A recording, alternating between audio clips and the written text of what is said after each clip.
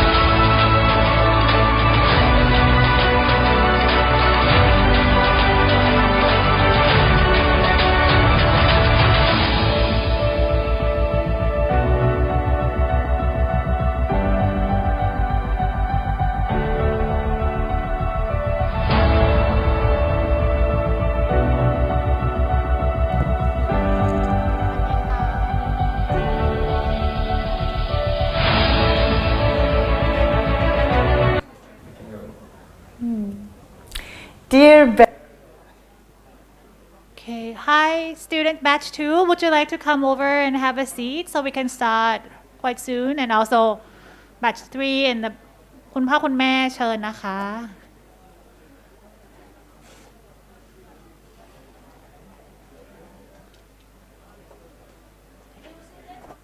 ใช่ค่ะนี่อยู่นี่หมดเลย Graduates and new students please come join us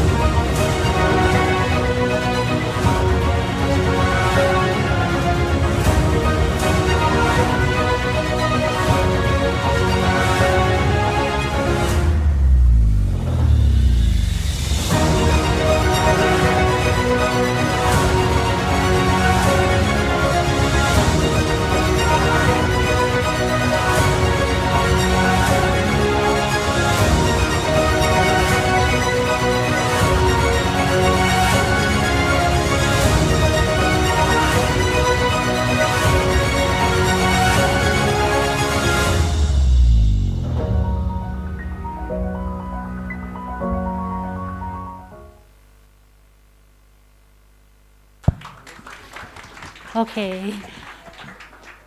Hello, good afternoon. Welcome to Harbour.Space at UTCC graduation and demo day. I'm Dr. O. I work for Harbour.Space at UTCC as a director of operation. And I'm Jump, and I work at Harbour.Space as the academic coordinator. So we'll be your MCs for today.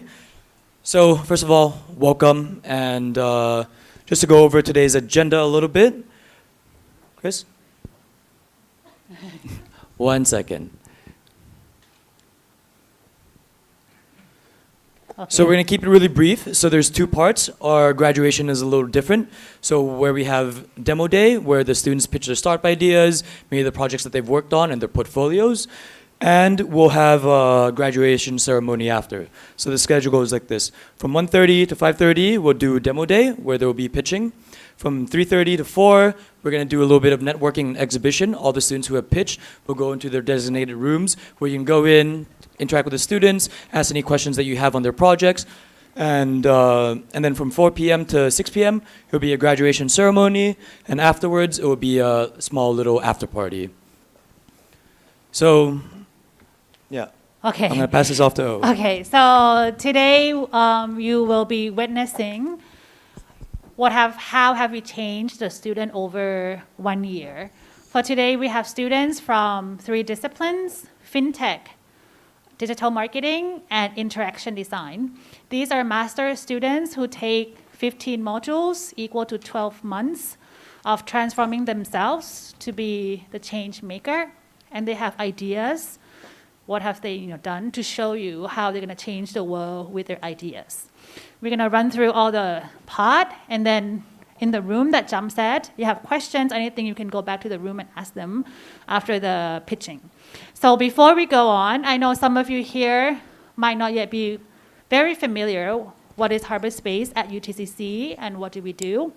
So I'm going to take very short time explaining that Harbour.Space at UTCC is a collaboration between Harbour.Space University in Spain, in Barcelona, and the University of Thai Chamber of Commerce. So it was a common dream between the 2 entities that they want to change the world, create a human resources that is ready for today's world. And we're going to change the world through education together. So Harbour.Space, when it came to Thailand, met with Ajahn Sawani, our former president of UTCC. The thing happened from a kind businessmen in Bangkok that also have a common dreams that want to change and make difference in Thailand through education and through young people. So that day when we met up and we collaborate and we come together forward and created this beautiful place of Harbour.Space at UTCC. And today is your batch number 2 of the students that come out and change the world together. Okay, So before we get started, I'd like to ask for Svetlana to come and give a few words just to prepare the kids for demo day.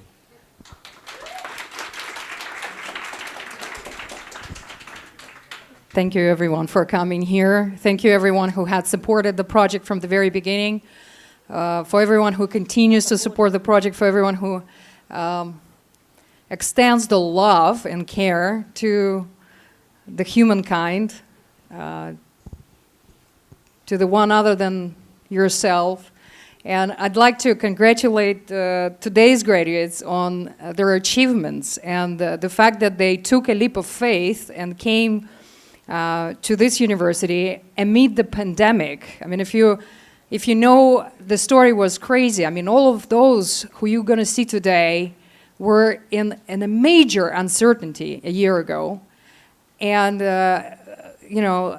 we didn't even know if Bangkok would be open this year when we had to take a decision to open, to not delay anymore the opening of Harbour.Space in Thailand. And we only learned in July, I think, that Phuket will be open. So there will be a place in the country where we could come physically.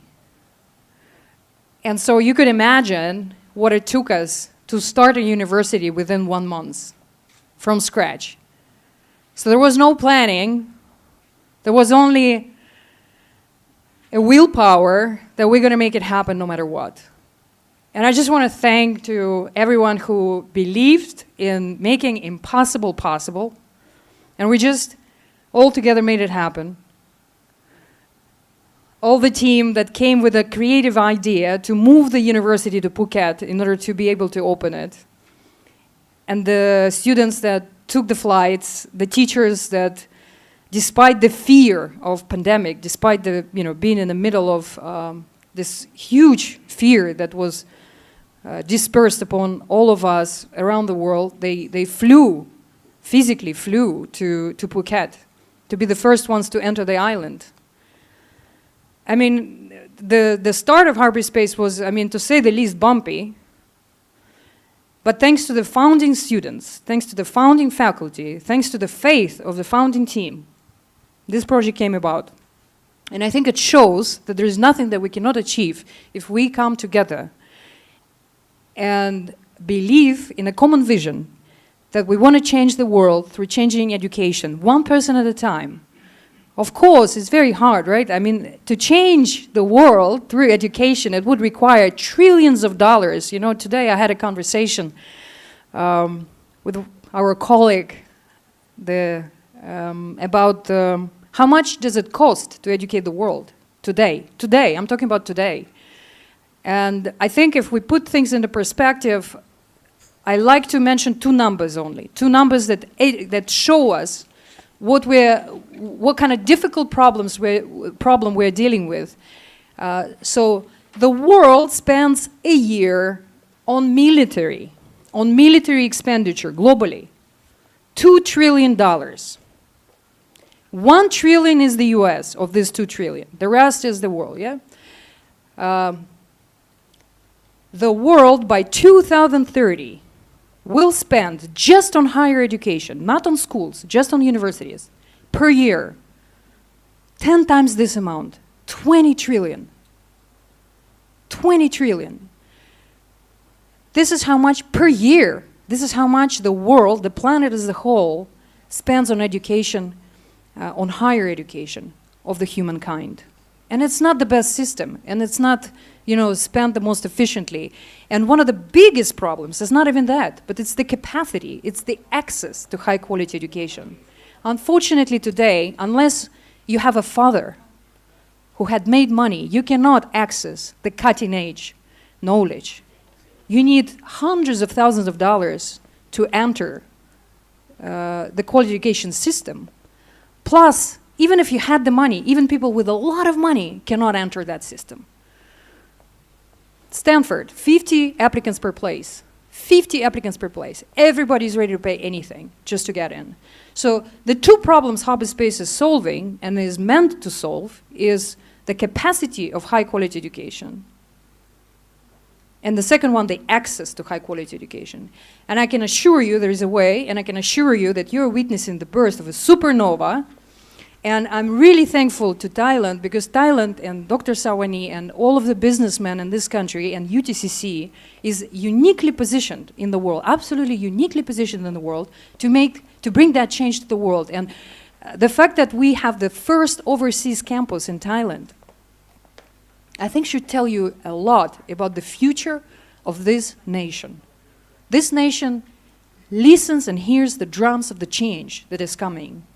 And I really want to thank Thailand for making this dream come true, for making the very first important step towards changing the world. So let's hear, but of course we have to turn over to you graduates, right? Our generation does what we can, right? We show the way and you guys continue, because we have to create many, Svetlanas and many Sawanis and many of the people in the audience. So thank you guys for walking the way with us for 1 year, for trusting us your time. I always say youth is not for sale. We really have to care, about every minute of your time that you spend. And we have to extend to you the love and care. We have to be the ones to show you the love and care and support, because if you feel it, I believe you will do the same for the others. But we cannot ask the youth to act in a certain way if we didn't act towards them in that way, So that's what I guess I wanted to say. And again, thank you very much. There's a lot of work to do. for all of us here in the audience, and thank you for coming. And let's support the graduates today with our applauses, with our love, care, and help on the beginning of their journey. Thank you so much again. Thank you, Svetlana. All right. Are y'all ready? Yeah? Okay, so before we get started, we're going to have a word from Bianca. You know, she helped you with your pitch decks and everything else as well. So we're going to play a quick clip and just to get you guys started. Dear Belle, dear Pang, dear Shaima, dear Alai, and dear Kaum, when I'm reading your names, I miss you so much already. It's been 6 weeks and it feels like the world has turned. Well, the world is turning for you about now because I've heard that you're going to finally present your capstones. And so here is my final remarks to you to completely celebrate this moment. So I know you feel shaky and you're nervous and you have to take this feeling and put it in your pocket and you can look at it in 2 hours again. But right now you're not nervous, you're not afraid, you're about to fucking graduate. And that's why you bring all your confident self and you take your arms like you feel so weird doing so and you speak to the people in front of you, and every word, even though you're not sure if the number is correct and if the investment number might be too high, you fully own every number and you show them that you can build this business because I know that you can. So let them show who you are, let them see who you are, show yourselves and enjoy that. Good luck. See you soon.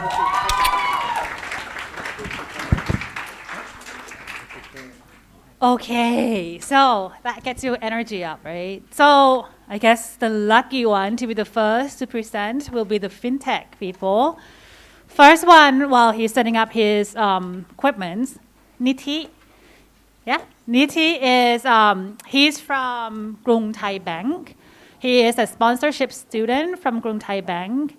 And he has a lot of ideas since day one, how fintech can help people that's coming into Thailand. His idea was very clear since the beginning of what he wants to do for fintech and for the country. And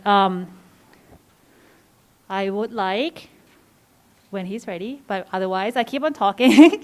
After that, we will also have another fintech coming as well.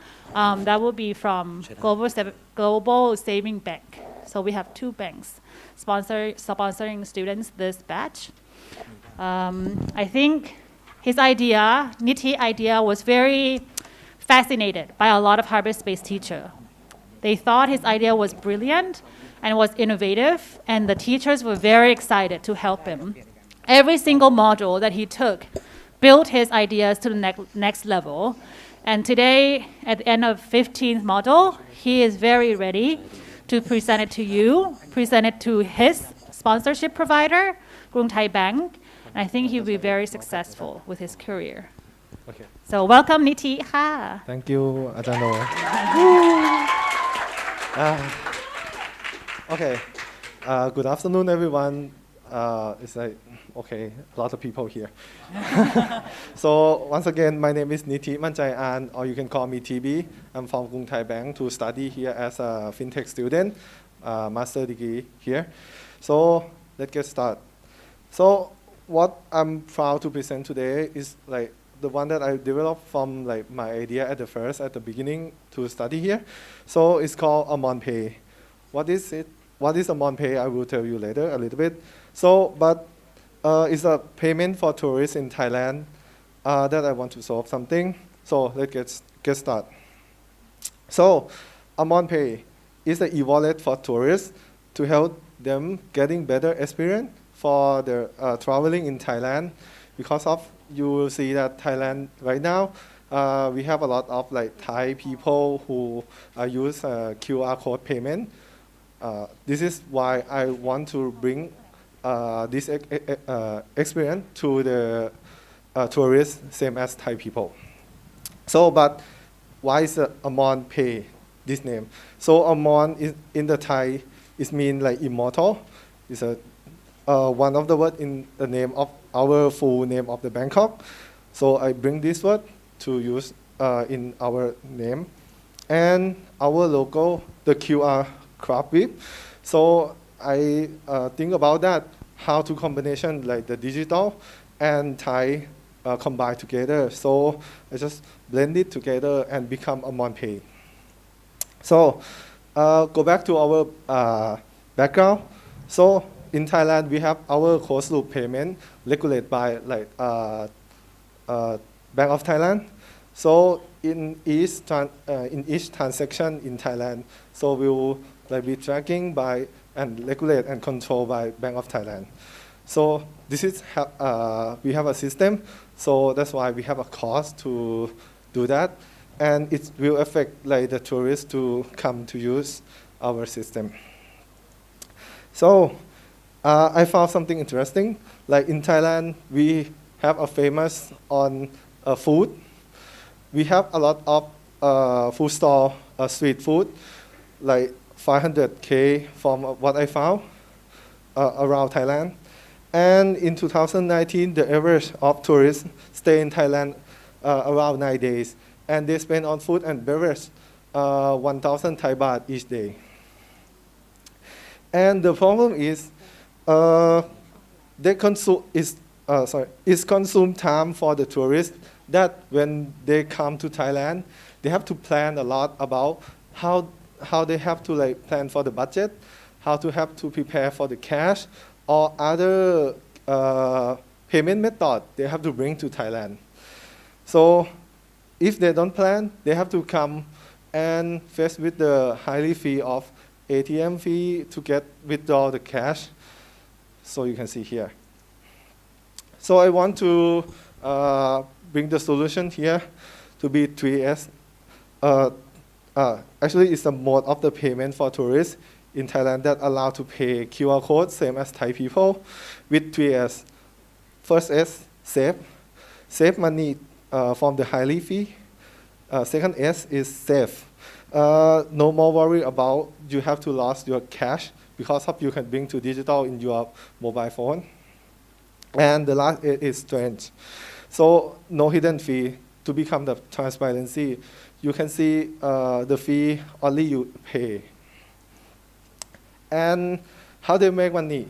Our business model is to get the exchange rate margin on this industrial area around 2% of all the money that through our app from the tourists. And we also have a top-up fee for little money, like 50 Thai baht each time. And in the future, if we can collect the data from a lot of tourists, so we can make an advertising platform on our application. So we will bring the data to know how the tourists spend money in Thailand. And we will create some platform for the business to let them advertise in our platform. And coming to our total available market, so as I mentioned before that average tourist spending in Thailand on food and beverage around 40 million Thai baht in each year. And 30% of those spending amount are in cash. So we can aim for the cash that already like spent on this. So turn them into our platform, and my assumption is 50% of them can be our sum that we can reach, like 60 million each year. And where we are, so we positioning ourselves into be the most transparency and the most convenient to the tourists. So this will be the one that we are positioning. And our client acquisition, so we have to find our customer, right? So we have to spend some budget to our platform. So what we do, we will do like online blog, social media channel, and some offline of the banner at the airport to make an awareness to tourists, and then they can know we will exist to help them, to make them have a better experience in Thailand. So forecast number of tourists, 14 million and in each year, and awareness that we can make it around 30%, is around 4 million. and they will sign up around 30 percentage. Is around 1.2 million each year. So the customer acquisition cost, CAC, is around 28 Thai baht per each customer. And the next one is customer lifetime value. The whole journey of the customer, they will come to travel in Thailand and go back to their original country. So they will make, what you can see here, I will calculate all the things and turn into CLV around 131 Thai baht per each customer. And the ratio of LTV and CAC is around 4.6. And here come to the big things. So the funding required for our platform. So what I'm calculate to get this happen is around 22 million Thai baht for make this happen. What we use for this fund, one is the operation cost, because of our platform have to be more operation in the marketing at the first, because we have to make a blog and SEO, help the customer like tourists to let them know that they can have a better experience in Thailand. And also the second one, because of this is involved with the financial things, when the things have a problem, so the first thing you need is human to talk to, because this is about the money. So we will set up the customer service for them to get them call to us when they have problem. And this is what we need to require.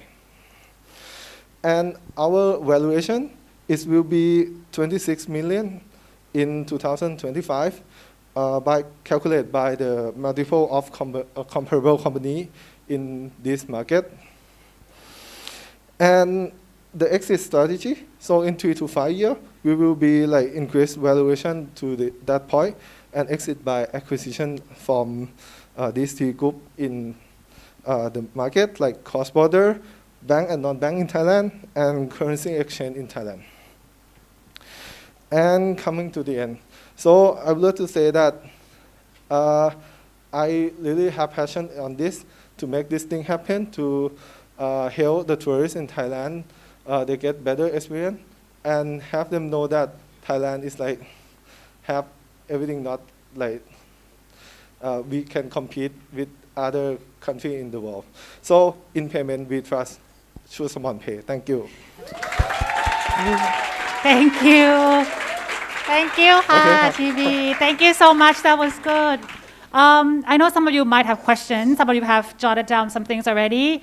The TB, that's his nickname, gonna be in the back after this, setting up his booth for you to ask questions along with other team as well. So I'm not gonna delay any further.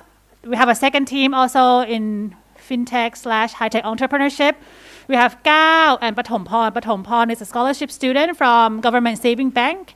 And Gao is our UTCC ISM alumni. He graduated from UTCC and now he's continued his master here.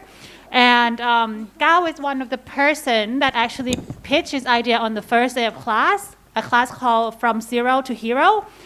And it was heard by one of the Myanmar investor.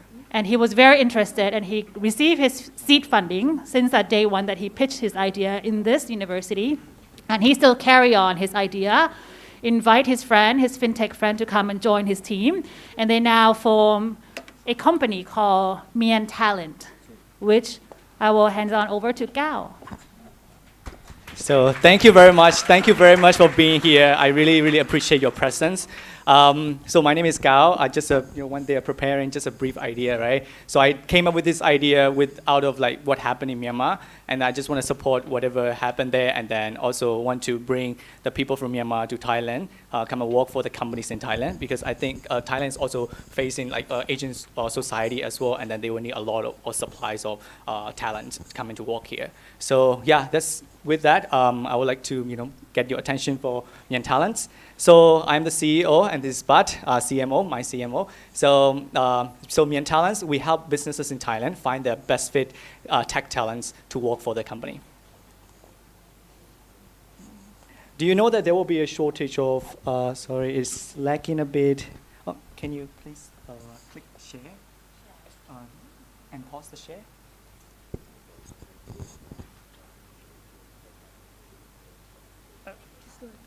It's lacking. I think you share the different one.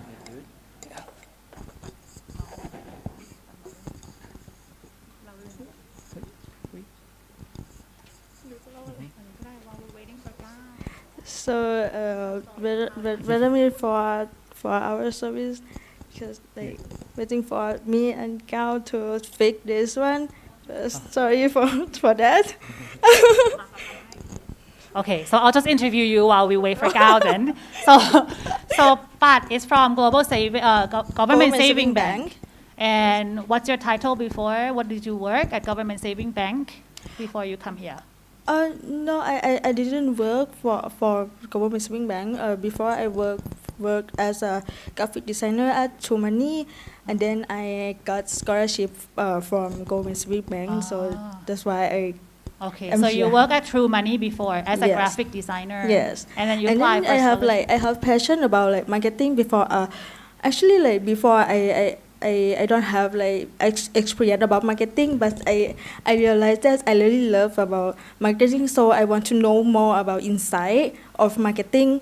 And luckily I got scholarship from Harbour.Space. From Government Saving Bank. Yeah. Okay. And tell me a little bit, do you think you changed a lot from the first day that you come here until now? Oh, I gain a lot of like experience, get a lot of knowledge, know-how from expert and also from my classmates as well. So for now, I believe that I can like go to, I will be famous digital marketer of Thailand now. Thank you. Okay. Right. Okay. I do apologize for the. I do apologize for what happened here, and then thank you for your patience. So once again, me and Talents help find businesses in Thailand find the best fit tech talents for the company. So do you know that there will be a shortage of 47 million of tech talents in the Southeast Asia region, or Asia Pacific region, to be specific, by 2030? Not only that, after we interview more than 10 companies, we see that when you see this process, it's a really, really long process. Just to find the right tech talents to work for the company, it is a very long process. And then we see that it can take up to 3 months. If it's really long, and then not only because it's a lot of scarcities in the tech talents, but also it takes a long process. So that's why we came up with the idea of Mien Talents. Mien Talents help the businesses in Thailand find the best fit tech talents to work for them. How do we do that? We do that by connecting them to our access of tech talents from Myanmar, and we also help them attract the candidates from different sources, and we also help them recruit via the quality-oriented screening system. We want to ensure that the tech talents coming from us are highly qualified for the companies in Thailand.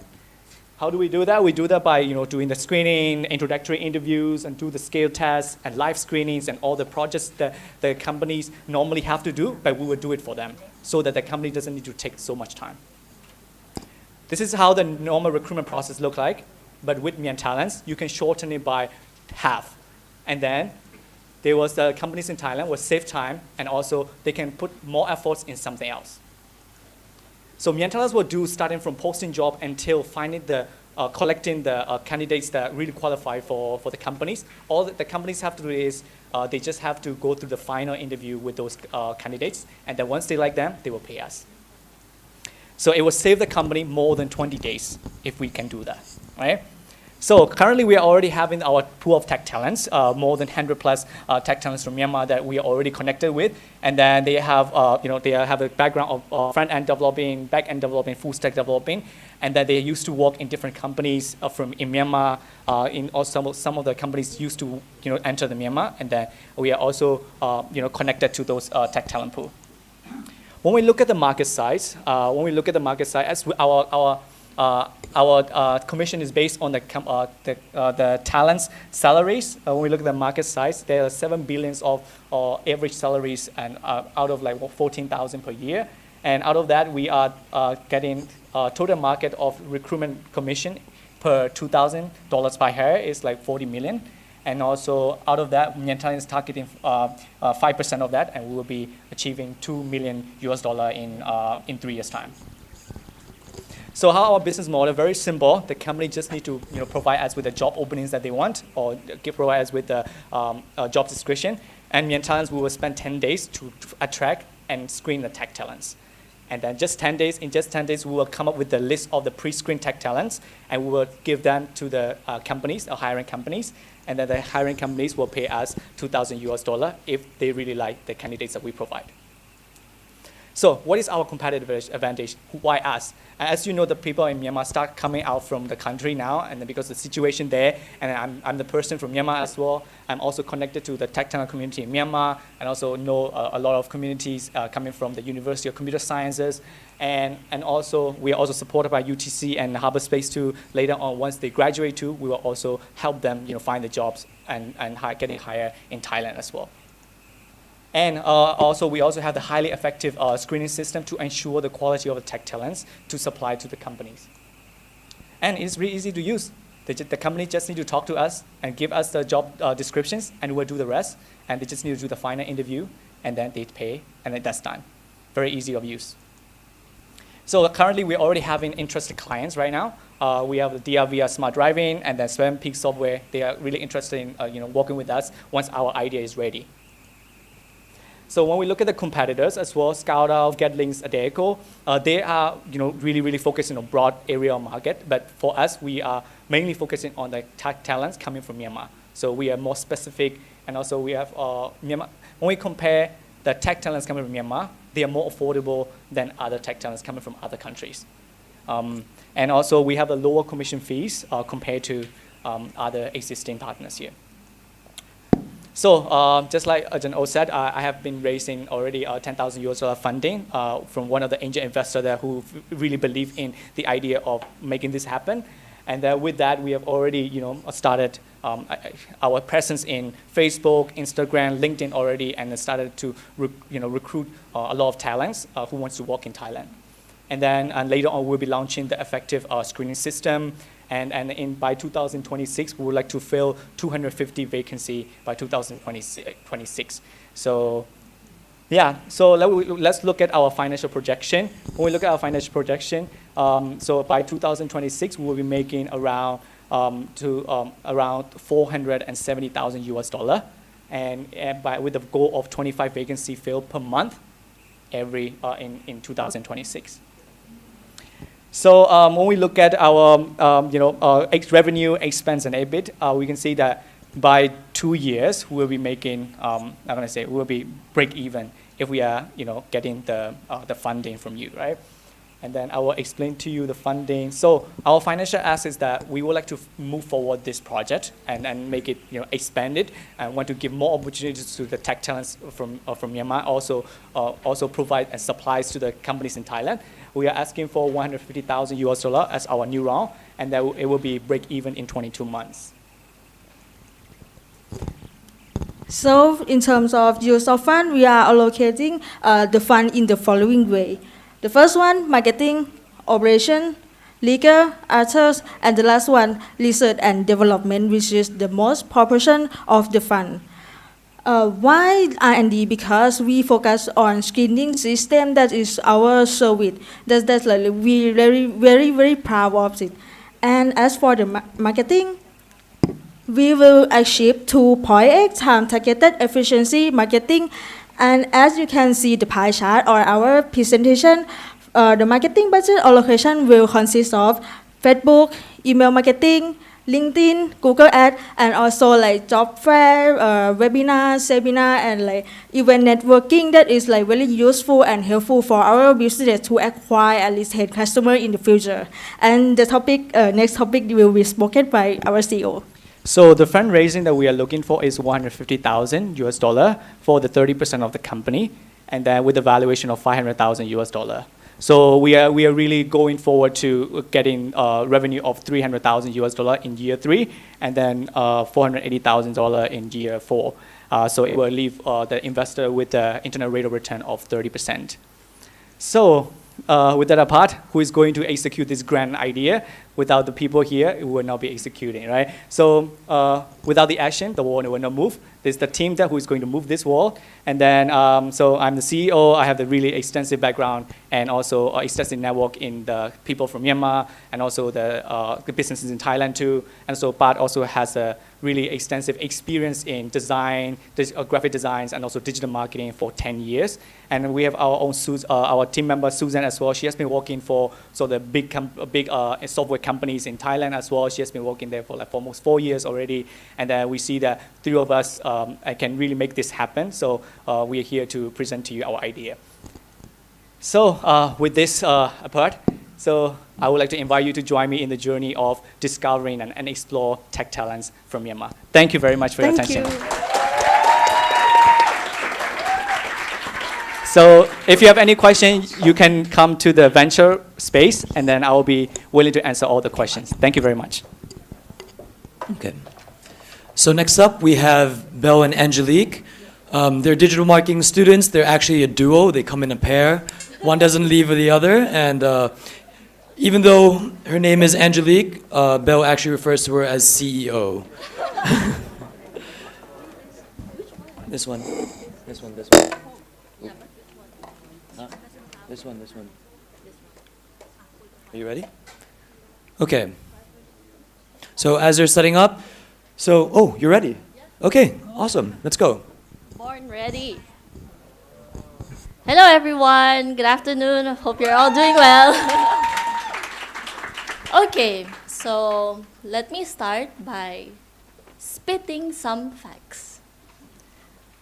Did you know that around the world, there are 250 million people with food allergy?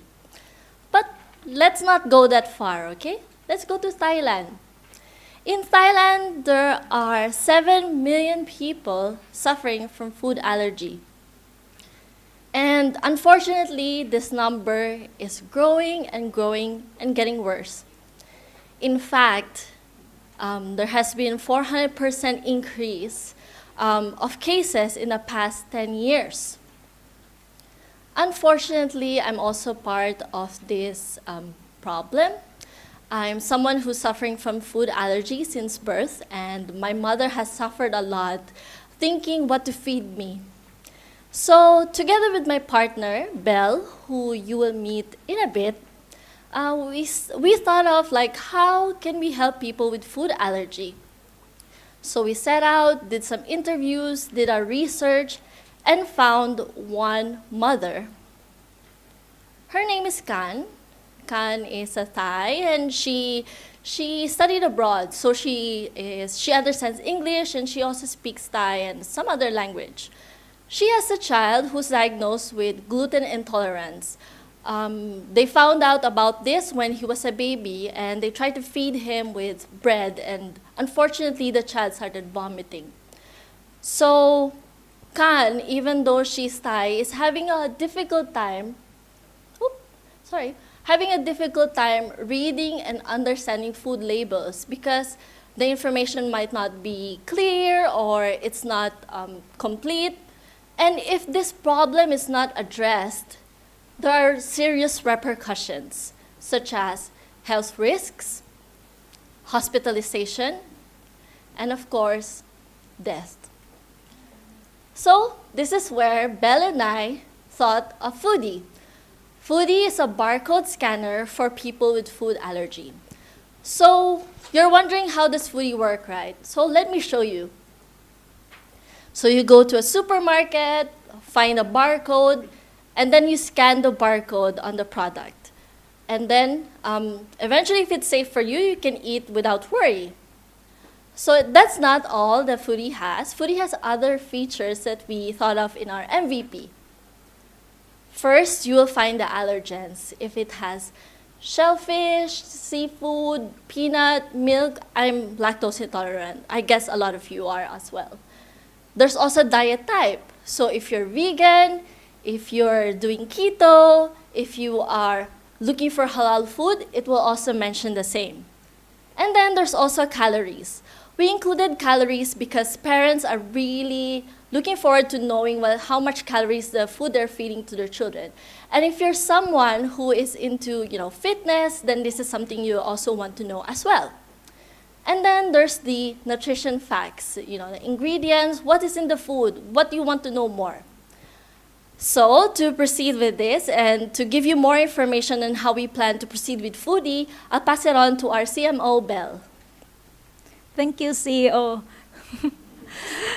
So how are we going to make money from this? We actually have 3 plans. So the first one is the freemium subscription plan where the customer gets 5 free scans per month. And here they can also create their allergy profile so that we can keep track of data and upsell them in the future. However, they won't get personalized results after they scan. And then the second plan is the premium subscription plan. So for this one, the customers will get unlimited scans, and then they can create the allergy profile, and then we also give them the personalized results after they scan, so they can be sure that what they eat is 100% safe for them. So for this, we charge them $299 per month. And then the third plan is the one-time payment. So this one, we target the tourists coming to Thailand. So they'll get 100 scans that will cover the whole trip here in Thailand. And they get to create the allergy profile and get personalized results as well. So this one, we are charging them $999 per time. And with this business model, there's a big opportunity in the Thai market. So let's look at the premium subscription plan. The total available market for people who have food allergies living in Thailand is more than $251 million per year. And then the SAM, which are the people who have food allergies living in Bangkok, is around $32 million per year. And we plan to get 30% of them, which gives us the number of the sum of $10 million per year. And then for the one-time payment, this one, the total available market targeting the tourists coming to Thailand who have food allergies is around $40 million. And then the tourists coming to Bangkok, then this one we get the money of around $25 million, and we plan to grab 15% of them, which gives us the sum of more than $3 million per year. And even though there's nothing like Foodie yet in Thailand, we have found a barcode scanner platform and an application that allows you to keep track of your allergies to validate our idea. So these two are from the US. So Foodie will combine these services and also provide accurate information for our customers so they can feel safe when they eat. And also we have looked at the B2B side as well, because we see the opportunity in there, not just on the B2C side. So in the future, we'll partner with pharmaceutical companies and also retail brands to give our customers customized solutions. And in the next 5 years, we plan our exit strategy on being acquired by well-known healthcare companies and also big food and beverage companies in Thailand. And here's our business timeline. So right now, we have already conducted the market research, we have already interviewed potential customers, and we have developed our MVP as you have seen. And next quarter of this year, we will develop our first version of our application, we will build up our team, and we will launch soft marketing. And then in the first quarter of next year, we plan to get 1,000 app installs via our marketing campaigns and via our continuous improvement of the database. And by the quarter 2 of next year, we'll get 5,000 app installs with 1,000 paying customers. And by 2 years, we'll start to see the profits with 30,000 paying customers and around $550,000 accumulated revenue. And we have also looked at how much we have to spend in order to acquire customers compared to how much they are going to spend on our services. So this one, as you can see, the LTV to CAC, customer lifetime value to customer acquisition ratio, are both positive number for these two plans that we have. And here's our financial projection graph. You can see that we're gradually growing each month. And the total revenue and the total paying customers, these two are started to grow up like gradually, and by 2 years, we will have around 100,000 US dollars revenue per month with 30,000 paying customers per month. And here's the financial data breakdown per quarter. So it just linked to the graph, and then we see that by 2 years, which is Q3 2024, this one will start to gain the profits, and our revenue in that quarter is more than 200,000 US dollars. So next, I'll pass it back to CEO. Thank you, CMO. As you can see, Belle and I are really passionate about this project, and we've done a lot and come a long way with this, iterating it for several times. Just to give you a background on who we are, I am Angelique. I've worked in several startups across the region, and now I'm with Skimmings. And then Belle is a former sales and marketing associate in one of the biggest bio companies in the country. But this two-woman team really need your help. We really believe in this project, and if you would like to help us, we would require 350,000 USD. This will not go to waste, don't worry, because we will use this in 4 different ways. First is to strengthen the team, so we will hire people to help us build this app, most particularly our CTO. And then we will also do the marketing efforts so that we will start attracting customers and test this product to see if it really works and is something that the world or Thailand needs. And then, of course, the most important is the app development. And finally, any additional resources that the company will need.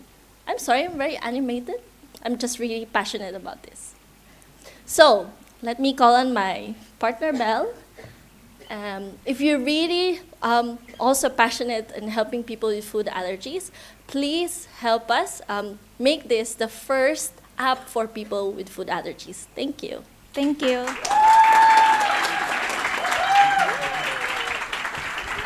Thank you. Thank you, the two girls. Did you know Belle studied Spanish as a linguist, as a bachelor, and now she turned herself completely into a tech entrepreneur. So that's very impressive. ขอบคุณค่ะ Yay. So the next duo that we have is our only Bachelor of Data Science. They're not yet graduate, but they have already started their ideas and company. I think it's still in work to be worked on for another 2 years, but the plan that they have is very fascinated, and it's very inspirational. And they both graduated from กำเนิดวิทยานุสรณ์ KVIS School. And Nong Wei Tit is a sponsorship student from Sky ICT. And Ruchipat Nong Diu, he is still sponsored by Harbour.Space ourselves. Because we believe in them and we believe that they can go very far with this startup ideas that they have since their first year as a bachelor student. So they're both about 19, 20 still, but they're very talented. So should I give yes to you? Wetit? Good? Okay. So the first person. Test. Oh. Wetit, please. And Ruchipat. Welcome. Good afternoon, everyone. My name is Wei Thi Kanjalat ครับผม I am the CEO of Leagues of Code Thailand and my name is Dil, the academic director of this project. Today we are going to talk about the story of Leagues of Code and how it started here in Thailand. So let's first start by seeing what Leagues of Code is. Leagues of Code is an online coding program which originally from Spain, and it was originated from the creators of Harbour.Space University in order to solve 2 main problems in this era. The time when the first line of technology has already passed, and we are in the middle of technological advancement. League of Code was formed when the need to teach younger generation how to code arises. And as a solution to fix the fact that there was no central computer programming in Europe at that time, with their mission to provide high quality, affordable, and personalized online education in coding and mathematics to children around the world. So what they have been doing for quite some time, they don't just teach children how to write some pieces of code. What they do is they guide the children to develop the problem-solving skill. They provide knowledge, skill, and confidence that the children will need in order to thrive in the tech-dominated future.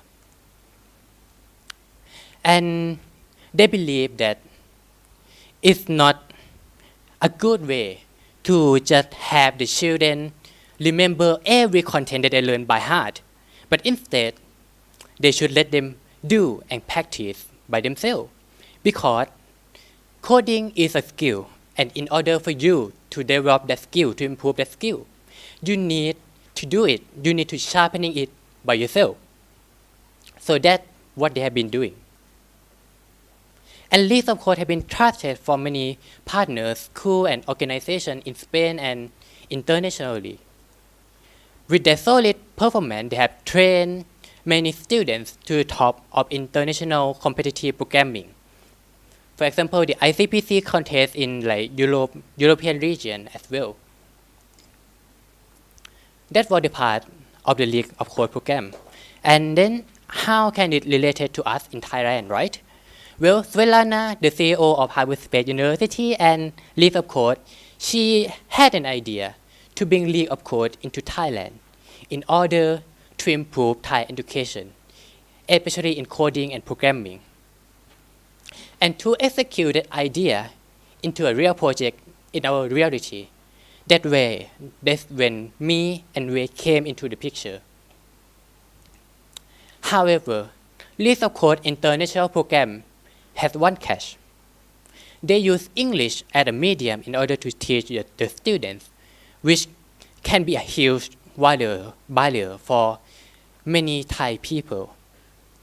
That is why we decided to adopt the core idea, the core method of League of Code, but adapt the teaching style to be more fit with Thai culture and Thai learning system. And also we change the language into Thai as well in order to get rid of all the language barrier that could happen. That was the introduction to League of Code Thailand. So let's now take a look at what we have been doing along the way. Okay, so at first launch in this year, April, from 18 to 29, we had organized an online camp which to test our curriculum and also to being a survey for Thai market. So the results show success in the camp. There were 201 students in total, which came from every part of Thailand. So you can see from the left figure of blue pieces, the age of the students are widely from 12 to 20 years old. And also, the opinion towards the camp were remarkable as well. The students love our summer camp because we provide them the online programming experience as best as possible. And the camp cost is also affordable. So we don't stop there. This month, in August, we already launched a regular curriculum, a regular program, which focuses on application-based and also competitive-based programming. This is not 10-day basis like the camp anymore. It is on weekend basis. So let's take a look at our course and class structures. Each language, we teach C++ and Python. Each language contains one full curriculum, one full program, which is divided into 5 separate levels, arranging from the easiest to the most difficult one. Each level will take 2 to 3 months to complete.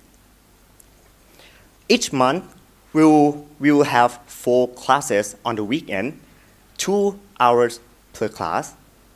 That consists at maximum 25 students at age 12 plus.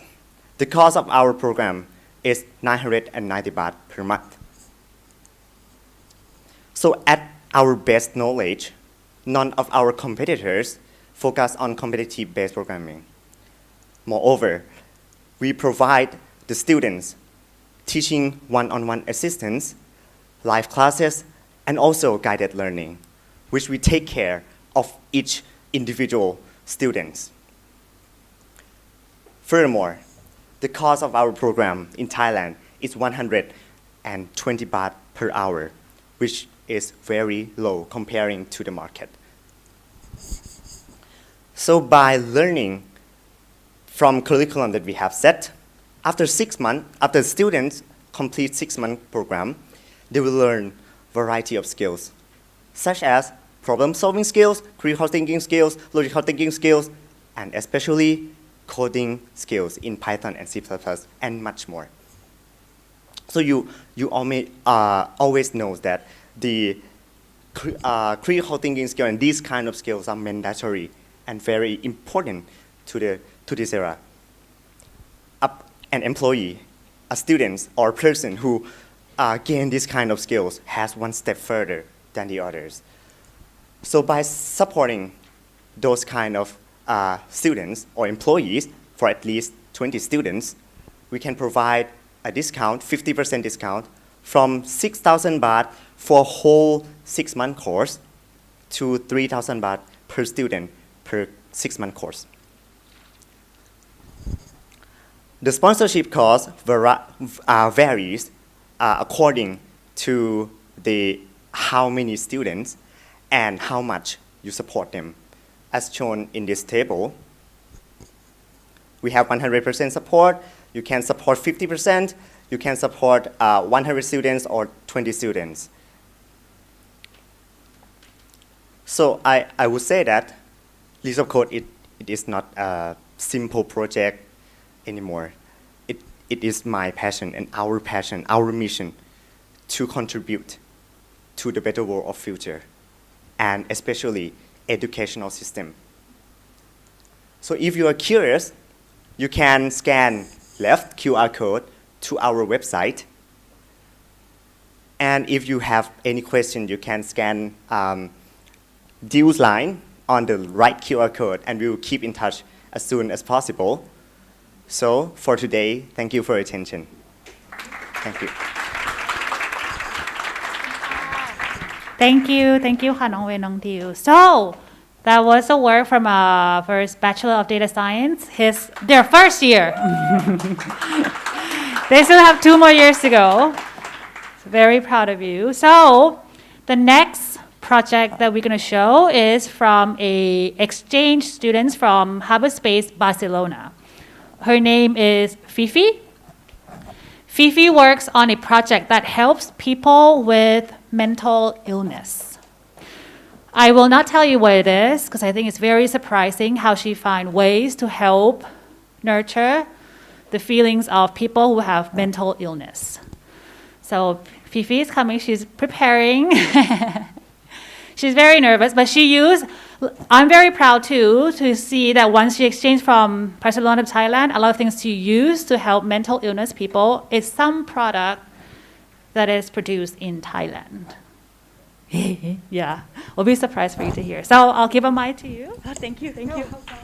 Hi, everyone. Okay. Yeah. All right, everybody, it's good? Okay, sorry, technical issues. So good morning, everybody. My name is Philippa, and most of the people here know me as Fifi. So today I'm here to present to you my project. The name of my project is called Inera. And what does it stand for? It stands for embracing your inner self. It's written in classic Old English. And what are we supposed to do? And what are we? We're a mental health awareness clothing brand. And our mission is to provide a warm hug to anyone who needs it. So how are we going to do this, right? I know that it's very difficult, but I would just like to share some stats with you. 1 in 8 people in the world suffer from mental health conditions. 5% globally suffers from depression. 700,000 people die from suicide every year, and it's the 4th leading cause for the deaths of youngsters between 15 to 19. But most alarming, every 40 seconds, someone dies. Oh, sorry. I just wanted to show you that all these stats are available to you at the World Health Organization. So why am I doing this project, and why am I so involved? I'm really passionate about this because I wouldn't be standing here if someone who was a friend was audacious enough to just reach me. So I created a brand that stands for mental health because I believe that compassionate care and love can help someone's life. So, oh, sorry, everything okay? Oh. So what are we doing? Behind each design, we have descriptive content that is highly relatable to people, scientifically based information that can help someone who cannot see the light in the end of the tunnel. We've made products that are value-based, emotional components that send a message to our clients. But, oh, as you can see, this is a t-shirt. I produced it here in Thailand from the Siam Ecom, and it's a 100% recycled t-shirt. Really good quality. So, but the most important part is that in winter season, in a few months, we want to test our first comfortable sweater. Why? Because we provide sensorial comfort. How do we do this? We manipulate fabrics that are already existing, like 100% cotton, and what we do is we change the textures to provide sensorial comfort. Does this work? That's okay, guys. In the America and UK, there's already a lot of extensive research that showcases that sensorial comfort can be provided by either texture or by an emotional component. And that's exactly what we do. So here's the first sweater. And which market are we targeting? Well, obviously, we're going to target an educated market, right? So we're looking at the UK and the United States because they're a high-level educated market. They're already, in their behavior shows that they're already ready to test products like these because we already have in the market similar brands that have the same message, which is to take care of yourself, stand for your social causes, and use and wear products that showcase your values. So, let alone just in the UK, these are actually statistics that are latest in the industry, so that's why I specifically chose the UK. If we take a look at the total market worth of gifters, just people who naturally gift gifts to people, to friends and family, we know that it's around 600 million. Now, we know that 1/3 out of those people in the UK suffer from a mental health condition. If we estimate an assumption that we get 10% of the market, we're looking at a 20 million worth market. But that's not it. So why would people choose us instead of the other brands? Because indeed, we provide 3 different things: sensorial comfort and psychological comfort. We have a message, we have the textures, and that's what we provide. We also make highly customizable products for someone to send a gift to a family member or a friend with a very special message, right? And the third, people feel naturally good gifting gifts. That is something that is in our behavior. We like to show it, we like to feel it, and that's why this brand would work so well. It's all about impact in the end. So, what I'm exactly asking, I am wanting to reach in the first year 35,000 people, all right? So that's 35,000 people that we can reach with good products, sensorial comfort, and provide scientifically based information. So what am I asking? I'm crowdfunding around, right now for the first year, 50,000 euros. With those 50,000 euros, as my background in business and operations, I know for sure that our first quarter, which is now, is to test all the assumptions that I just showcased to you. The second is the winter season, which I just explained to you where the sweater is coming out. The last 2 quarters is mostly about understanding our customers, testing, optimizing, and making sure that we're doing our efforts to reach the right customers. And of course, by the end of the year, we will be prospecting. So, what is it exactly that we're going to do? We already have our clear objectives. We want to sell around 4,000 t-shirts, 2,000 sweaters, and 500 totes. This equally will help us reach break-even point by the end of the year. So, let me show you.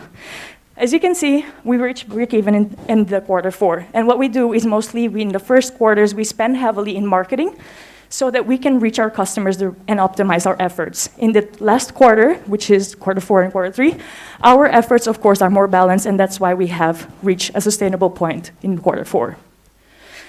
Well, this type of products, we know that the retail industry is really important to be able to market and reach the right customers. So what is behind me?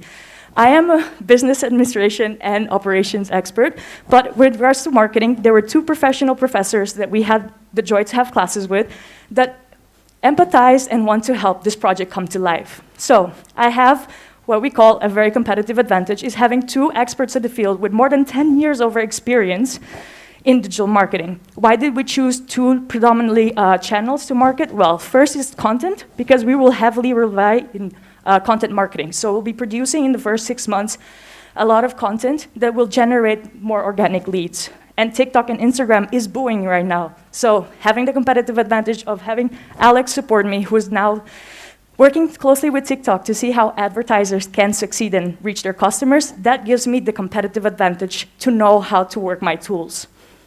But most importantly, what do we get out of these efforts? All of the efforts that we have generate what we already mentioned were the goals of the year. So if we look at the Unix economics, I produced this t-shirt in Thailand, okay? And I am currently going to Portugal, because I'm Portuguese native, and I will be registering my brand in Portugal with high quality sustainable products. So who's behind this brand? Well, that's me, of course, and my lovely graphic designer who has more than 7 years in experience working for companies. But this is the last part of the presentation. It's almost over, I promise, okay? So, as I mentioned, 1 out of 8 people live with a mental health condition, right? 40 seconds, a person dies out of suicide. So what am I here asking you? I'm asking you 2 things. If you are interested in helping me, give me 1 second of your time, because 40 seconds can increase to 41 if I have the efforts to reach these people. Secondly, was there anything left unsaid? It's a very high probability that 1 out of 8 people suffer from mental health conditions. We have friends and families in our life, right? There's a very high probability that someone might be suffering in silence, right? So was there anything left unsaid? Please send a hug. That's our message and that's our campaign. Thank you very much for your time. Thank you. That was great. Thank you very much, Fifi. So, yay. Next one, we have a duo again from Morocco, Ale and Shaima. Yay! they're a master of digital marketing, and they're doing some help for people who are freelancer. So nowadays we have a lot of people who doesn't work in a company, but they're freelance, and the freelancer have a problem. Some problem that Ale and Shaima have thought of and made something, hopefully, to help them, to make their life, their work better as a freelancer. So, Ale, there's Ale. Hello, everyone. Nice to meet you. And there's Shaima. Hello, everyone. My name is Shaima, and this is Ala. Together, we are EasyLens. So, today, first things first, I want to introduce you to our persona. This is Nan. She's from Thailand, and she has been working as a web design freelancer for more than 3 years now. And as you know, the freelance industry is booming. So she has 2 long-term clients, and her income ranges from 30,000 baht to 100,000 baht, and per project. So Nan is doing fine. She's great, right? But for over a year now, she was unable to upscale, to take her job to a next level. Because Nan is running a one-man show. She's doing everything by herself, from finding her clients, managing her already existing ones, to crafting invoices, contracts, and actually doing the job she's getting paid for. And if we really look closely to the problem, we realize that it's more than that. It's about timing issue, because she's manually filling the information and scheduling calls, debriefing calls. She's also dealing with managing her expenses and finances. She's crafting invoices, sending invoices, and tracking them. And this can also be an issue. Third, again, she is working on her communication. She is contacting clients through different channels, and that means that she is using, for example, Gmail, Line, WhatsApp, and some information get missed in those channels. And last but not least, the most important part, database. As since she is contacting people through different channels, that means she might lose information in the process, and that results in her losing her database and losing projects she already worked on. And that's why me and my partner here, we made EasyLance, which is an all-in-one software suite designed with to help freelance designers with the admin tasks to simplify, automate, and scale their workflow. So our focus here is mostly on automatic onboarding, since this is our unique selling proposition. There is also proposals and codes, providing freelance designers with unlimited access to templates, because this is proved based on our interview to be such a challenge, because they go to download already made templates. Also, we focus on client management, which is the heart of freelance, because it's not about them marketing their skills, but it's more about them creating good relationship that will allow them to work with referrals. And last but not least, a time tracker. So if you look at our modest prototype here, you will see how our software would look like. You can also scan the code to have a better look. So this is the dashboard the freelance designer will have access to. They can have everything in front of their eyes. They can track their projects and have a database for already existing ones, of course, to update their portfolios. And this is our unique selling proposition, of course. This is the client onboarding. So forget about the back and forth communication. Our designers can just send the link to their potential clients after agreement, and they can just fill the information they need themselves. So this page right here can be very personalized based on the project.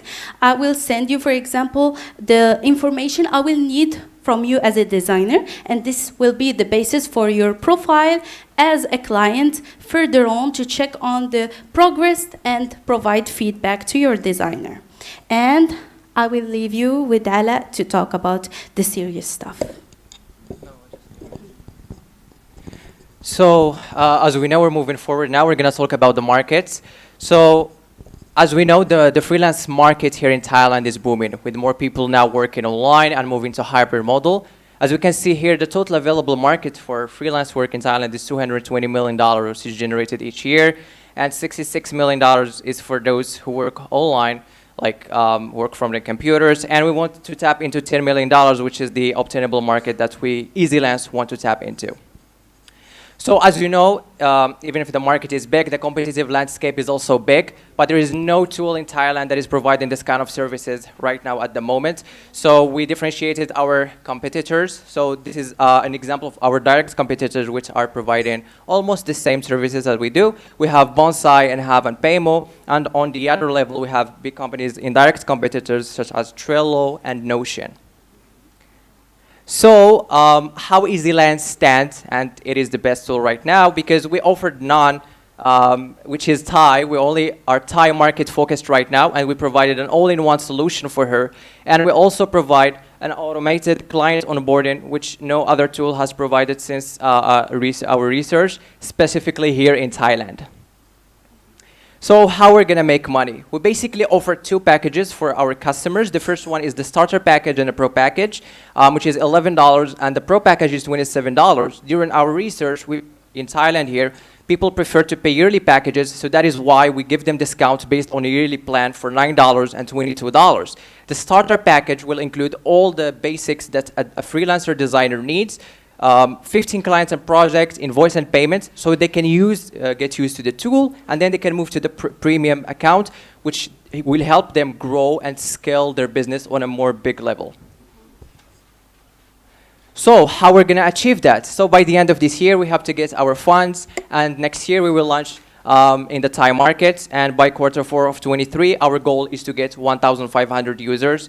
And by the Q3 of 24, we will break even and generate $50,000 and expand to other markets. And by the last of that year, our goal actually is to acquire 5,000 users.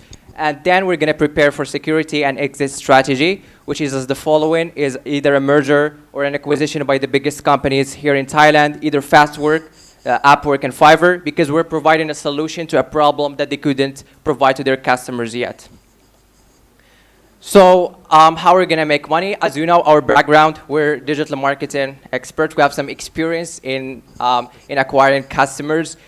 So that is why we focus our strengths on paid marketing and content marketing, which is taking the big chunk of our work. As you can see here, we're focusing on Google Ads, Facebook, and Pinterest as our main focus and strength. Also, we're doing some PR and collaboration with co-working spaces here in Thailand. And this is how it goes, because there's an event called UX Happy Hour. It launched since 2015 with UX designers coming to network and meet. And we're also willing to do some partnership with co-working spaces here in Thailand, such as The Hive, Just Go, and Glowfish, which will increase our brand awareness, of course.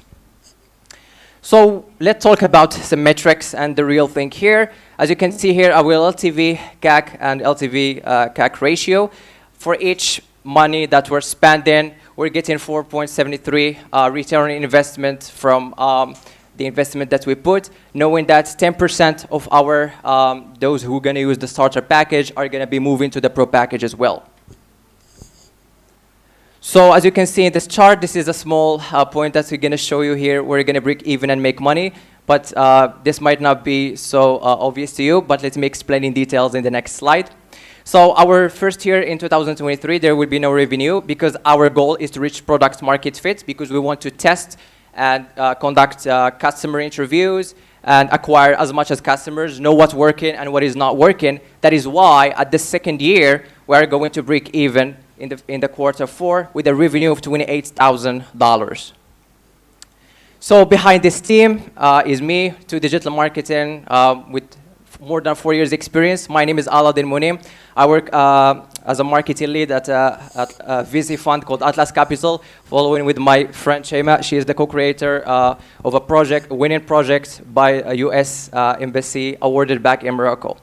And today, with your help, we're seeking $250,000 that's going to sustain us for the next 24 months. The funding will be as following. We're going to be focusing more on research and development of the platform, as we want it to be a top-notch. And then we're going to focus 33% on the marketing and 21% on admin. This is going to go for developing our platform, for acquiring customers, and of course, increasing our brand awareness. So EasyLance is the easy way to make most out of the freelance, and we want to give back to Thailand as much as Thailand give us back, as two young entrepreneurs coming here to study at Harbour.Space, and we can't wait for you to join us. If you have any questions, we're going to be at the Venture booth here. We welcome you to join us. For more details, we can present to you, and thank you so much for your time. You can scan us and reach us anytime you want. Thank you. Shukran. Thank you. ขอบคุณค่ะ So again, they will be in the back later if you have questions for them. I think we're pretty much coming to the sort of last part of the demo, which is the interaction design crew.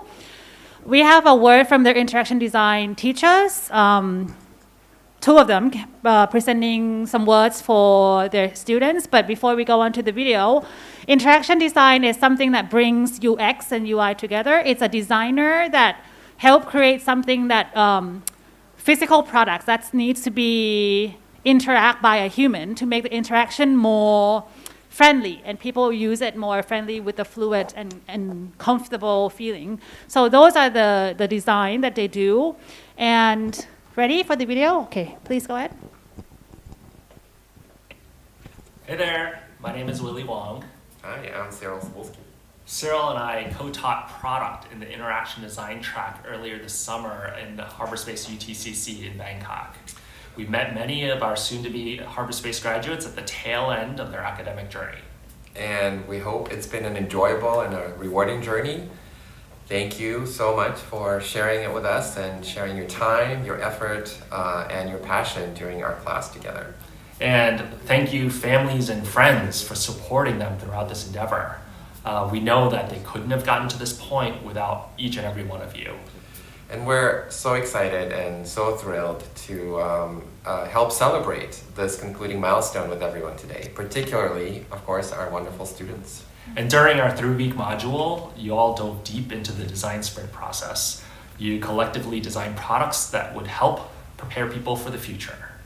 You pushed your work, yourselves, and each other during our class. And we enjoyed helping you collaborate in teams, even if at times you had to agree to disagree. We laughed, we cried, we redesigned Cyril's wardrobe, and we even made it rain during monsoon season. But perhaps the most important thing was that we put our ideas and ourselves out there. It's tough to be creative. You're exposing your ideas to the world. You're bringing out your most inner thoughts for people to see.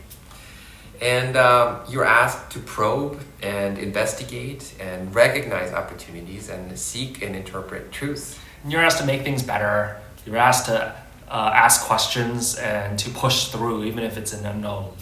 And hopefully, at this point, you've picked up new skills, expanded your network, gained a stronger sense of what actually matters to you, and that you found your why.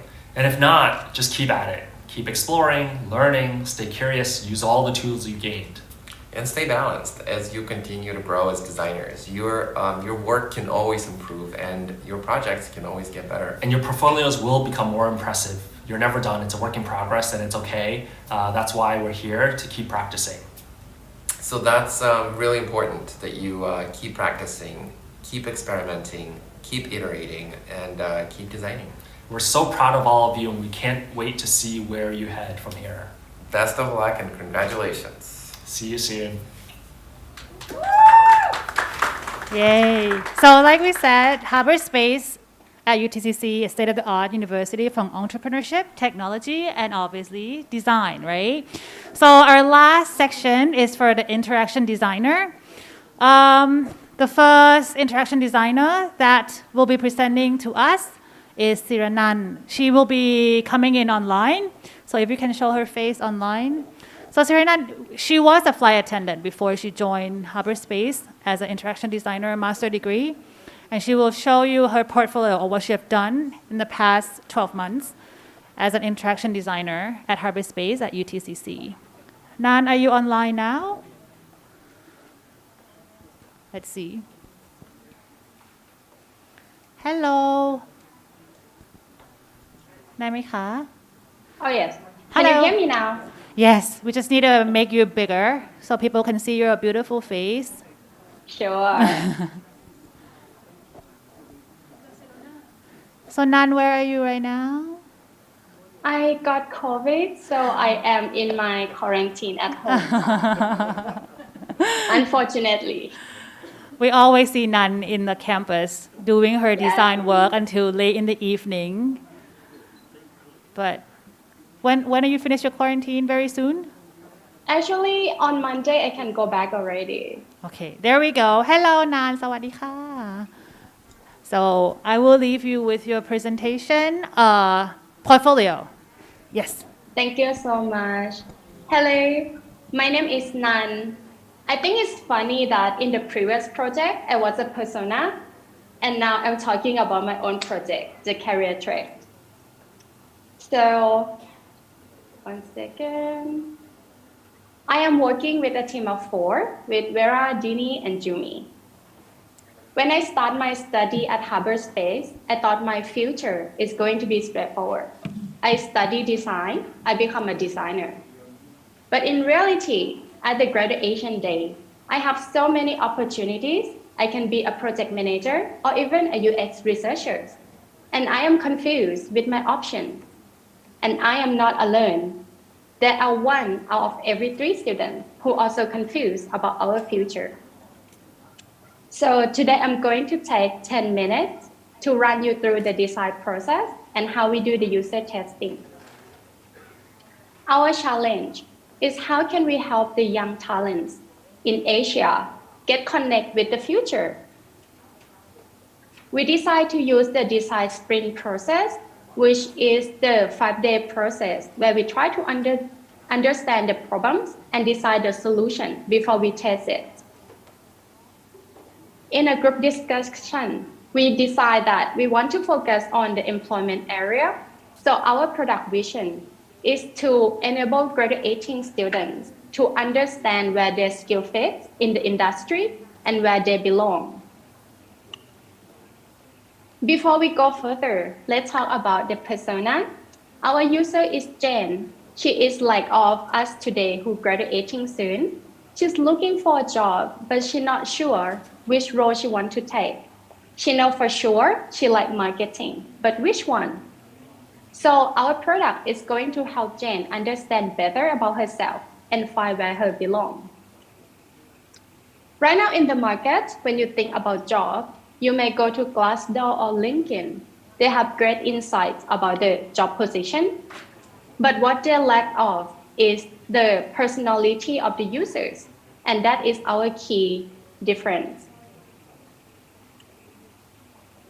When we understand our problems, we start sketch our idea by doing the crazy 8 exercise, where everyone come up with 8 ideas, and we use dot voting to pick what is the best decision. Instead of pick only one, our group decided to combine the feature together, and then we have the personal dashboard, the career path, the skill set evaluations, and also the personality quiz. And this is the first look of our wireframe. In terms of design, we want the design to be simple, friendly, and cheerful. So we picked the cat to be the companions of our user. After we build our prototype, we recruit 8 participants who are graduated or graduating students in Harbour.Space, and we split them into 2 rounds. So after the first round of testing, we take the feedback and we revise our idea before we test the second round. Now let's have a look how is the prototype look like. In the beginning, you will pick the industry that you want to work in and add the year of experience. And after that, you can rate your skills from beginner to expert or none.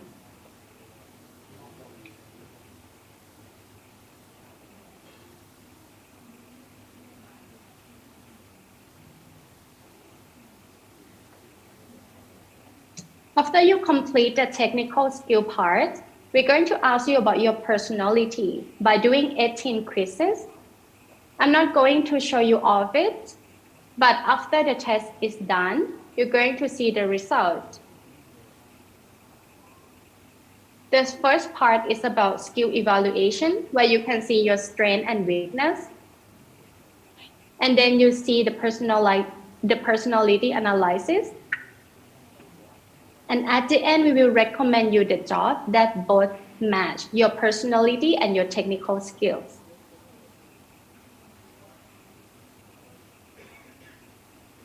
And you also can see your future career direction if you take that role.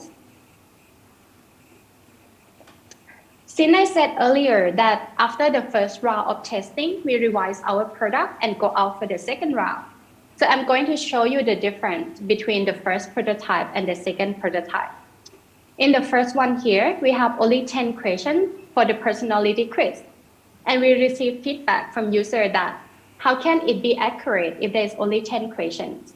So we increase the number of questions to 18, and we get the good feedback from the second round. People really believe that the result is accurate. Also the copy, we change the word personality test, which some people feel triggered by the word test, to what is your work style to make it more friendly. The second changes the personality result.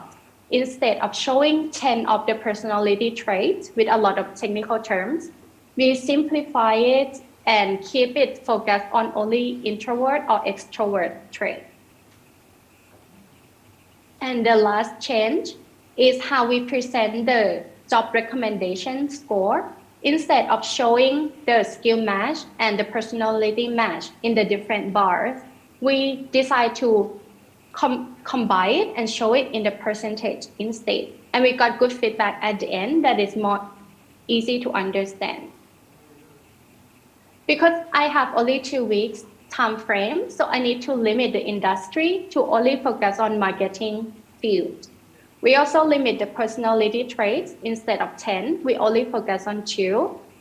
And we do not have all the time to make the real product. So with the prototype, how can we calculate the score?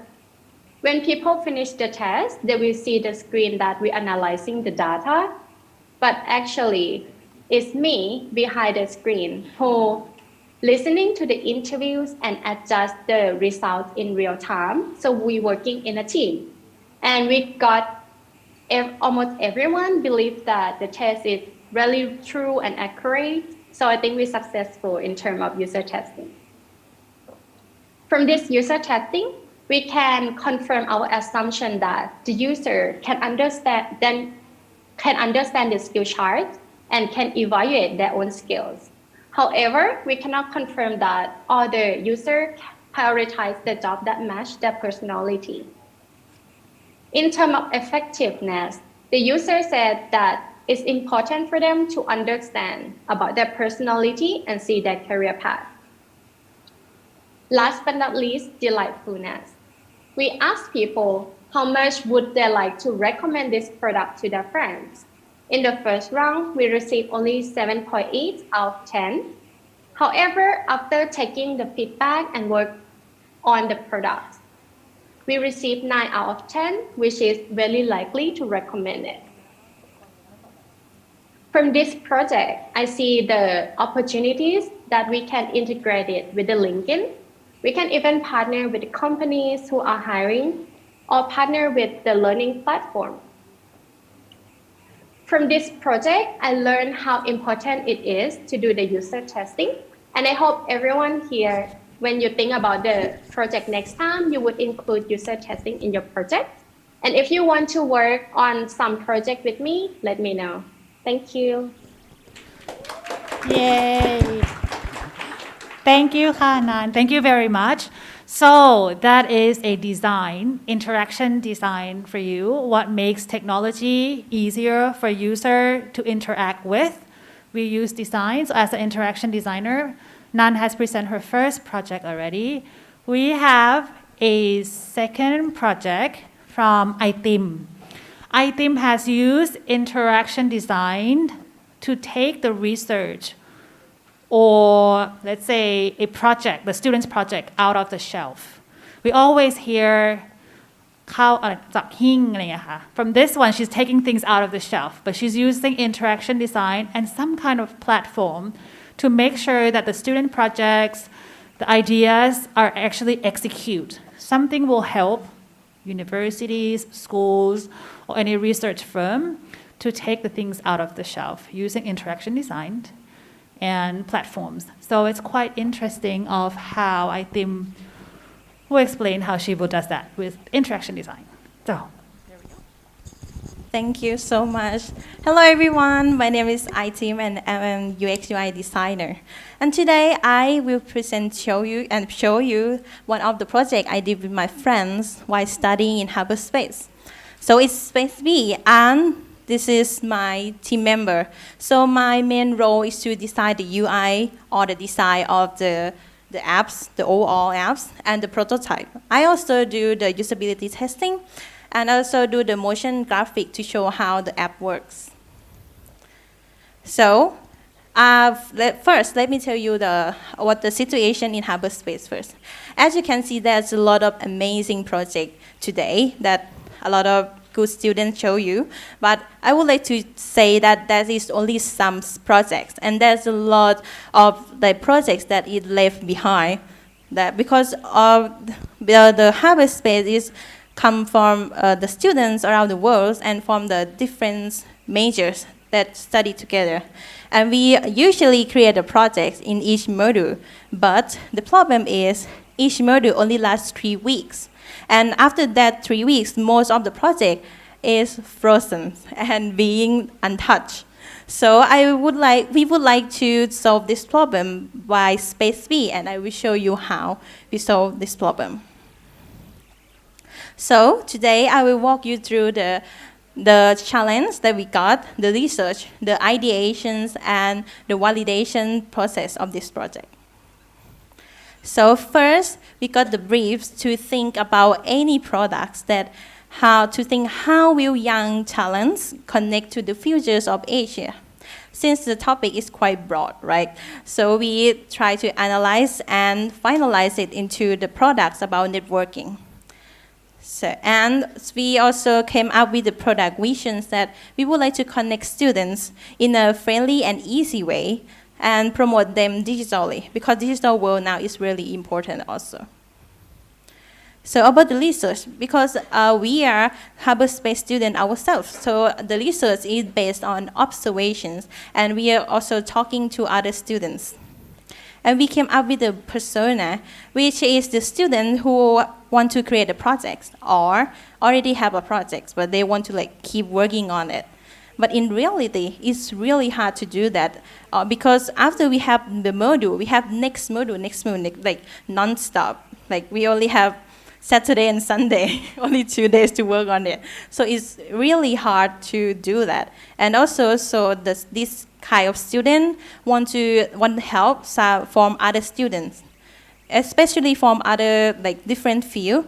But in reality, it's really hard to recruit them because they are busy too. So we also consider the competitor. Of course, we think about LinkedIn because it's the networking platform that is really popular and huge. But the thing is, LinkedIn is kind of formal and in for professional worlds, and our students prefer something more informal and more open, so they have freedoms to share their ideas, and there is nothing right or wrong, and they don't have to think about their reputations. We would like to create the platform like that. And for Sing and Shaper Networking is a platform for people for update the news about the people that have same interests. But also it's not quite correct to our users because our users have a lot of difference and many ideas and they want to do many things. So it's not only one thing they want to do, but they like to join the project in different fields to get experience too. So in this ideation process, we also begin with the design principle. So we focus that it's our main goal and main the character of our products. It's trustworthy. Why? Because it's come from Harbour.Space student. So we now know that it's actual persons. It's not the bot or someone that they don't know. And then it's humble and creative because we would like to present the informal space that I already mentioned, and it's creative because no judgment. So this is after that, we came up with the sketch from every member in the group. We did the exercise called Crazy 8, which we drew all the sketch by our idea. So each person have 8 ideas, and then we finalized it together. And this is the first wireframe that we came up with. So at first, we only have the homepage of the projects where you can browse all the projects that Harbour.Space student did. And also we have a chat because we also talked to the student and they said that it would be more convenient and easy for them to chat in the app. And after we do the prototype and wireframe, we do the usability testing. We do it twice because at first we do the first one and then we got feedback. And it's really important to revise the product. And then we test it again in the second round. In the validation, now let's see what have been changed. So it's the onboarding. Onboarding is the page to show you how the app works. So at first, we use something like promoting sentence, like a place to collaborate. So the problem is it's not straightforward enough.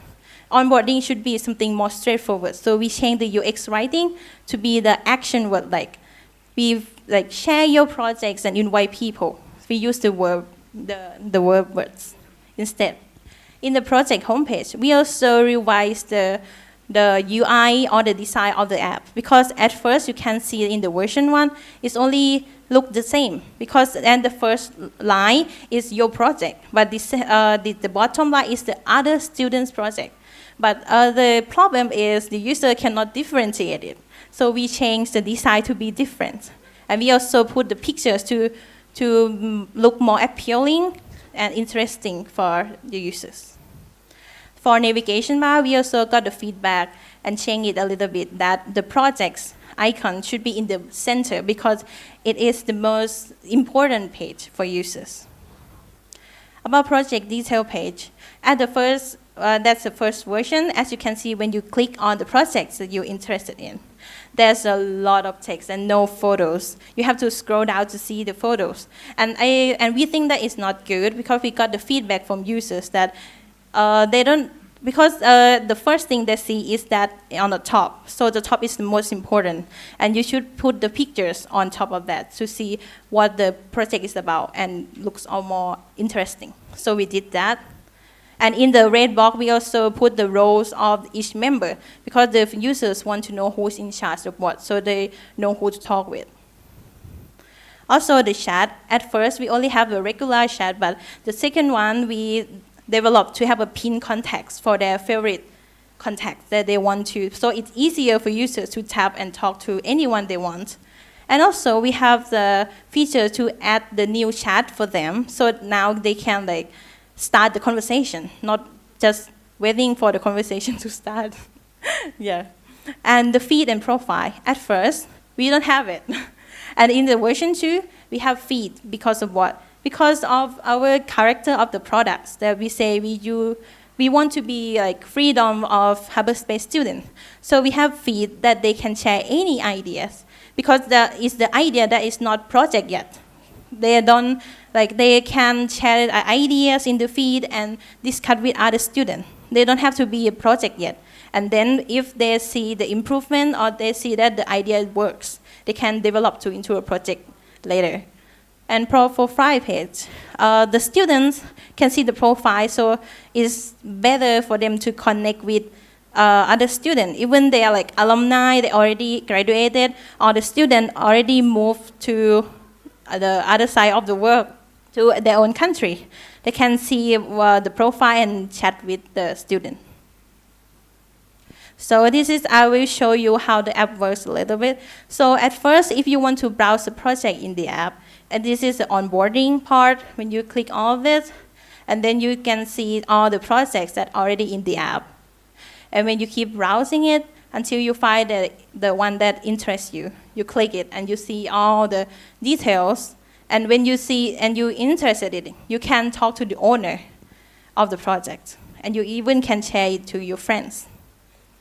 And next one is when you want to create your own projects, how you're going to do that. So you can click the add button and add all the details, even the pictures. And then when you click publish, you will see all the details here immediately and alongside with other projects. So after we did the second test, we got the validation that is divided into 3 types: usefulness, usability, and satisfactions. So users say that the app is really useful for them because in real life, in situation, it's really hard for them to share projects. How can you walk to other people, hey, I want to share my project? It's really weird, right? Or I want to recruit you, but it's more comfortable and easier for them to use this kind of app to share projects, to recruit people, to connect with others. Also, the usability testing, usability for the app, the users find that the navigation in the app is easy to follow and practical. They know how to share it, where to click, or something like that. And in the last one, users also satisfied with the apps. They really want to use this app. Then they also mentioned that the university should adopt this app to a real life use. For our next step, we will analyze our second testing result and then develop a UI and UX of the products. Then we can collaborate with developers to make it happen in real life, and then we will present to Harbour.Space team. So thank you so much for your attention. If you have any questions, you can ask me or connect with me with this email and scan this for my LinkedIn. Thank you. Yay. Thank you, I-Team. So that's another project that you see how use interaction design to solve problem and make things easier for the user to actually get things done. and solve the problem that she found. Another lady, the last one for today, her name is Vera. She's from Russia, and she's become a very different person from the first day that we see her here in Thailand. And today, she's a completely different person. And she, which is very good, better, she will show you how interaction design can help expats, foreigners, find good street food in Thailand. Yes, she will use interaction design to help foreigners find a good street food in Thailand. That will be very good. Okay. I need a big screen. There we go. Yay. Okay, welcome, Vera.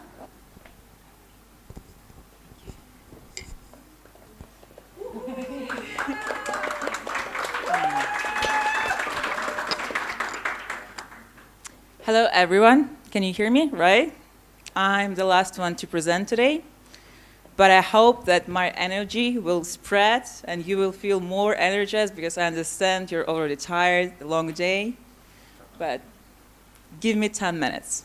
So, hi, I'm Vera, and I'm a graduate in interaction design here at Harbour.Space and UTCC. And today I want to tell you about one of the projects from my portfolio. The name of the project is Vendor, and my role was partly wireframing, partly user research, and solely visual design. We were a team of 4 people, and we had 6 weeks to deliver. And I would like to begin with a small story about myself. So I've been living here in Bangkok for something like 8 months. And it was really fun. I've met so many friends, and I've tried so many things. And of course, one of the best things I've tried here is food. Yeah. So I tried so many wonderful dishes. I have my favorites already.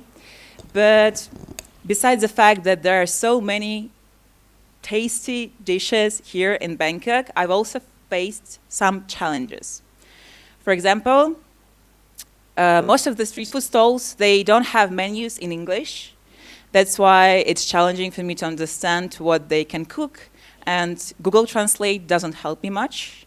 And also, sometimes I want to communicate with vendors, and I want to ask them to do something like what noi or my pet, but because of my terrible language, Thai, they don't understand what I mean.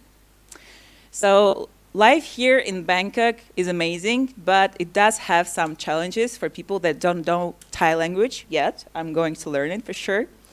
And that is why it was even more important and interesting for me to join this project. So Lonely Planet, a legendary travel guide book publisher, approached us with a problem. They wanted to bring attention of young travelers back to their products, and they wanted to start with Bangkok. The problem was that the target audience of Lonely Planet is Gen Zers, and nowadays, unfortunately, they're not that interested in Lonely Planet products anymore. So our goal was to design a product that would complement existing Lonely Planet products, would be unique, and would be interesting for Gen Z travelers. This is the agenda for today. I'm going to take 10 minutes of your time, and let's start with discovery and synthesis. So after talking to stakeholders, we understood that our target audience are Gen Zers traveling on a long trip and on a budget, on a low budget. And after talking to stakeholders, we understood that we needed to learn more about products that Lonely Planet has right now. So we analyzed all of the existing products, and we divided them into 3 phases: before, during, and after trip. Also, we noticed that there are different types of products. Some of the products are used for inspiration, some of them are used for planning, for activities, or for reflection. We found that our best opportunity is during the trip phase, in the activities type of products, because we wanted to create a product that would support young travelers throughout the whole trip. And after additional research of existing data, we learned that 75% of Gen Zers choose trying new foods and drinks as a main activity while they travel. And was something interesting. However, this wasn't enough for us. We needed to learn more about our users. And to do this, we went to Khao San Road area, one of the most popular backpackers areas in Bangkok, to talk directly to users. So we approached people on the streets, and we offered them free beer in order to talk to us. Yes. And we learned a lot of things. But one of the most important ones is that food is one of the key pain points for our users. Because for most of them, it's quite challenging to find good street food options quickly and stay on budget. To illustrate this, we created personas, fictional characters that represent a larger group of users. Here you can see that we divided our users into 4 categories. Foodies, people that do not care about food much and are more focused on adventures.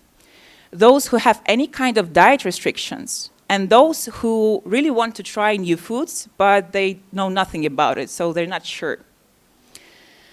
And we started thinking, how might we help our users? For example, how might we help foodie, Sarah, to find the best street food options easily? Or how might we help Tom to focus on adventures and find the cheapest street food nearby? Or Mike, who is having a trip where he doesn't need to worry about his diet. And last but not least, how might we support Jane in experiencing local food to the fullest? So we can do this with Wender. Wender is a digital tool to help to find the best street food options nearby. And now I would like to tell you more about visual design and key features of our product. So when we were thinking about design of our product, we remembered that most of the dishes in Thailand are in all sorts of orange color because of the spices. And also, it was really important for us to match both the vibe of Bangkok and the spirit of Lonely Planet. That's why we chose orange color, because it's also associated with warmth, energy, and enthusiasm.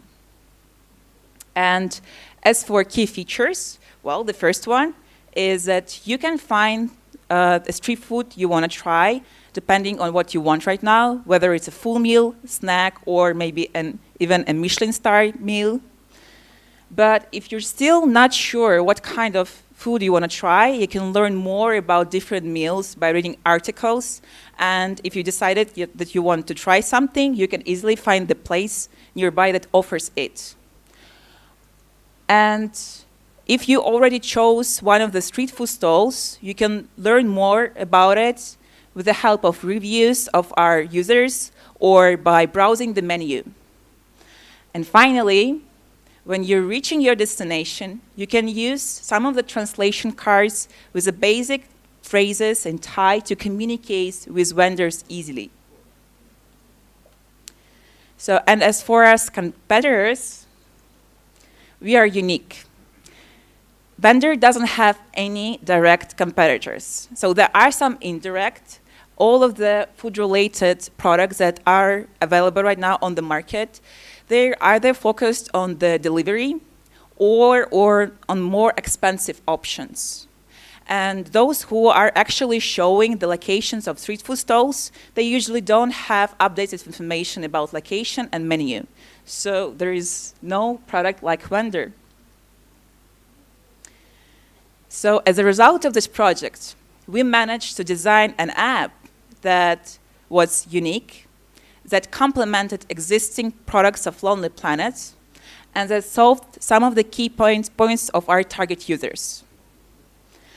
And as for the next steps, we would like to develop MVP, test it, develop the app, test it, launch it, and repeat it again, probably, testing and launching circles. And this is it for now. If you want to learn more about this project or you want to learn more about other projects that I was working on, You can scan this code to go to my portfolio, or you can connect with me with LinkedIn. Thank you so much. Woo! Thank you, Vera. Good luck. The world is changing, and so is the way we learn. Harbour.Space is changing what it means to be at university. Here, you can find your passion, encourage your exploration, and build a future that you truly love. But getting there doesn't have to be boring. 4 months on a course? No way. We learn through 3-week sprints, so we stay focused on a single topic. Our teachers are industry leaders, entrepreneurs, designers, coders, marketers, today's change makers, and visiting professors from top universities. Here, you'll learn by doing, work on real-world projects, and collaborate in teams on ideas that will shape our future. And when we're not here, we're out here. This is our city, bustling Bangkok. Oh, and did we mention our other campus? Hola! We've got another campus in sunny Barcelona, in case you want a change of scenery. So what are you waiting for? Experience 2 amazing cities with others from all over the world. And get a diploma and accreditation to upskill, reskill, build your startup, or scale existing ones. Build a portfolio together with your network and level up. At a state-of-the-art university for technology, entrepreneurship, and design in the heart of Bangkok. Yay! All right. So that ends our demo from the batch 2, the students that are graduating this year.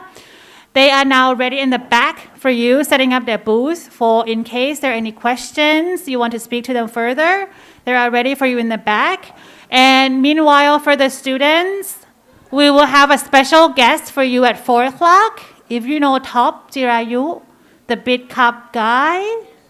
So he will be here with you at 4 p.m. So you can take a little break, maybe 20 minutes break, and then come back here. And then Top will have some word for you, sharing his experience of building a startup. So that would be very excited. And for those who are pitching their demo, be ready for the gentlemen and the ladies up here to go and ask you some questions. And thank you very much for today. ขอบคุณมากๆค่ะ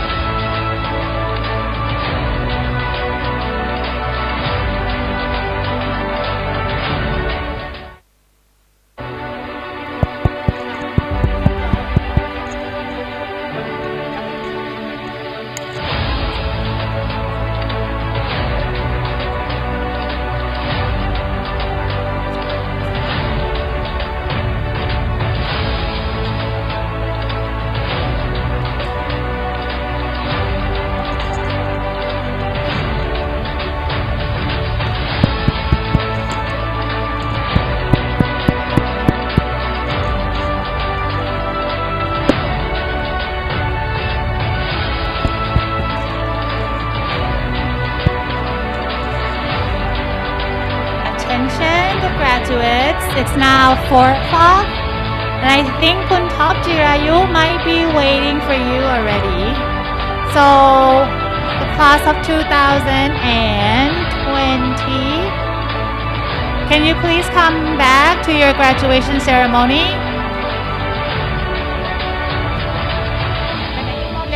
Where is everybody? Aw, they're still pitching their ideas. All right. Classes, it's now 4 o'clock. Let's come back to your graduation ceremony. And our guest is waiting.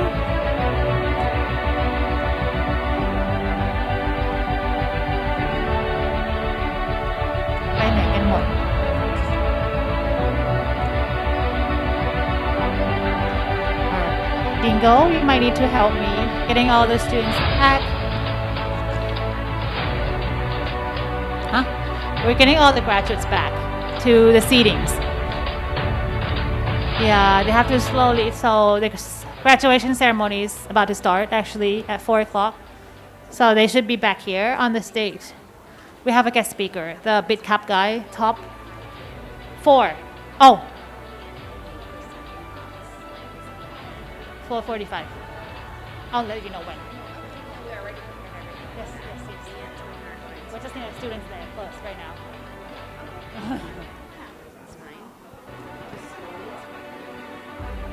Come on, Angelique.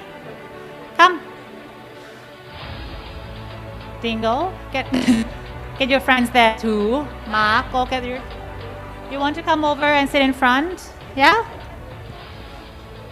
Go, go, go, go, go คุณแม่ไปด้วยได้นะคะ Come nice shoes Guys, we're gonna graduate you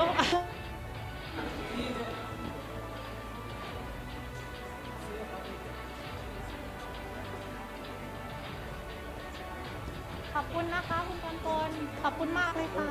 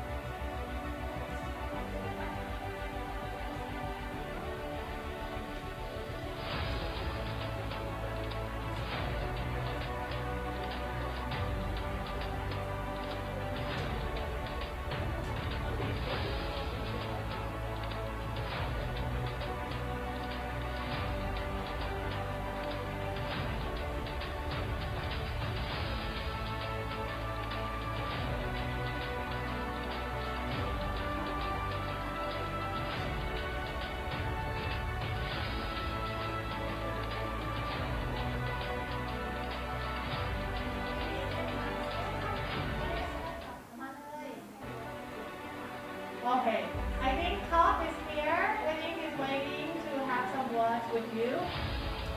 You know him, yeah? So we just had a great talk. I'm getting the students back to the graduation ceremony for you. Hello, สวัสดีค่ะ Top. Thank you so much. You recognize my face? Oh, yes. Yes. So there's a lot of FinTech students here. You're a big fan, and everyone I think in the startup world is a big fan. Okay, so the students, are you all here? Svetlana, me, อาจารย์สาวนี too. Can you get อาจารย์สาวนี น้องก้อย Yeah, just call her. So we just had I think since 1:30, and we have about 2 hours demo day pitching. So we had some groups on high-tech entrepreneurship, some group on digital marketing, some groups on interaction design. And we have a few businessmen and people from Thai Chamber of Commerce, and then VC came and listened. And right after that, they went off to do some business matching idea. So they were at the booth securing some deals. And now at 4 o'clock, I invite them back to come and see you. We're very happy that you're here with us today. The student was very surprised and they were very excited. When I told them top is coming, and the eye lightened up. And it's very our pleasure to have you here with us. So, Sanmeta, anything to do? Okay, so I think the students are here. Can you see them on your screen from the camera? The students are here. Yay. So, as you know, you see him in a lot of billboards around Bangkok. Say hi to him. Thank you so much for inviting me today. Okay, so he will be sharing with you how he built startup and a lot of other things that you have, sharing to them and giving them some seeds of thoughts before they go off into the world. So I will leave the floor to you, Top, for the students. Thank you. Sure. Thank you very much. It's an honor to be here and to speak and share my personal experience with you all.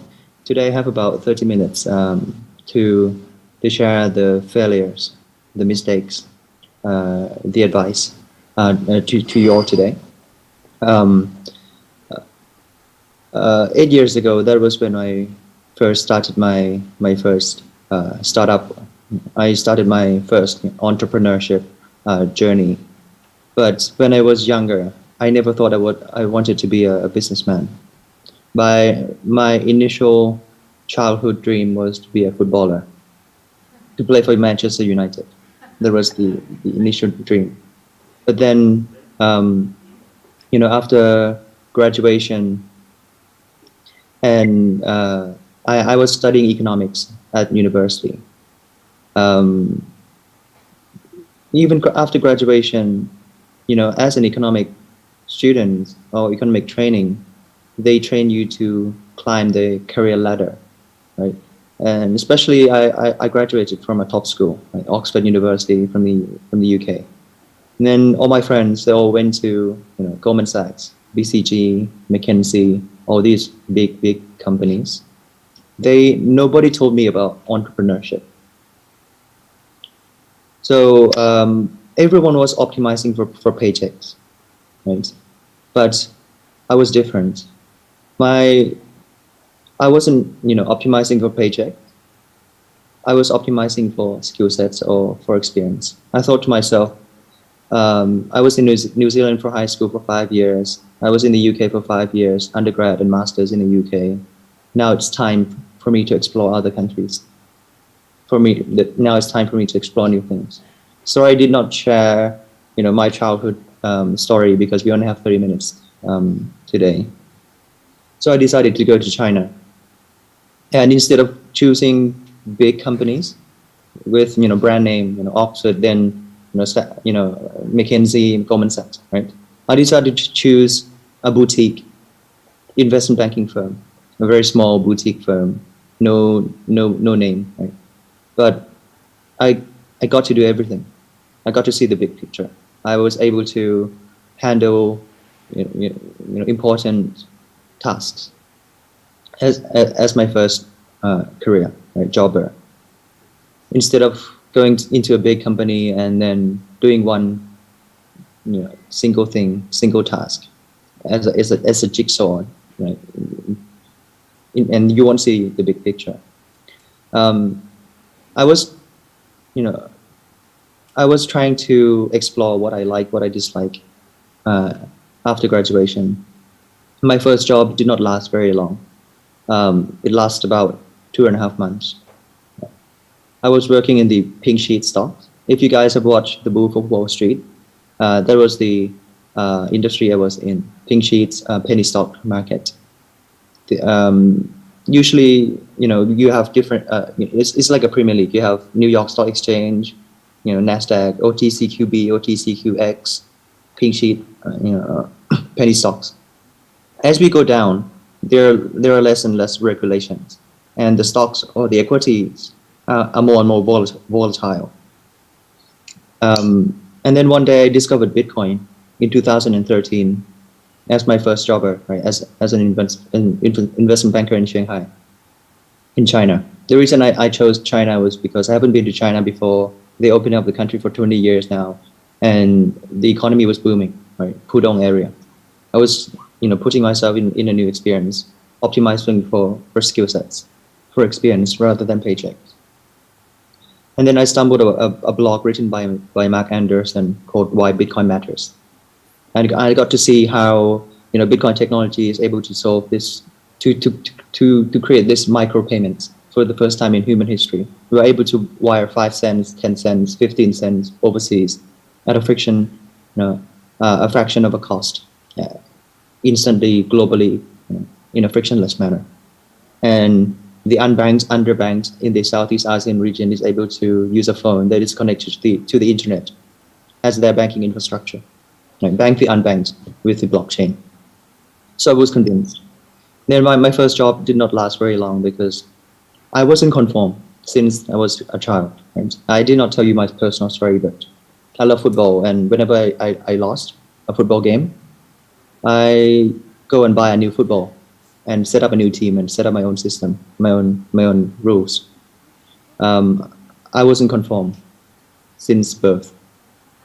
And then after 2.5 months, I decided to give myself another chance to start my second job as a financial consultant. And the country that I chose was the US, United States of America, because I started to like technology. Right? So I decided to choose San Francisco because there's this Palo Alto Bay Area, Silicon Valley area in San Francisco.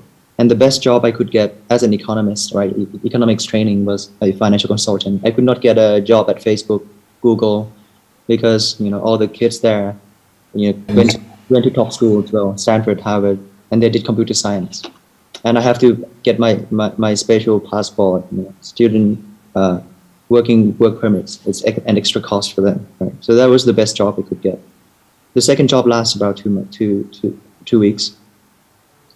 And then I met, since I was there, I started to ask everyone, does anyone know anyone from the Silicon Valley, the Bay Area? And one of my friends introduced me to an ex-executive of PayPal called Dan Chet.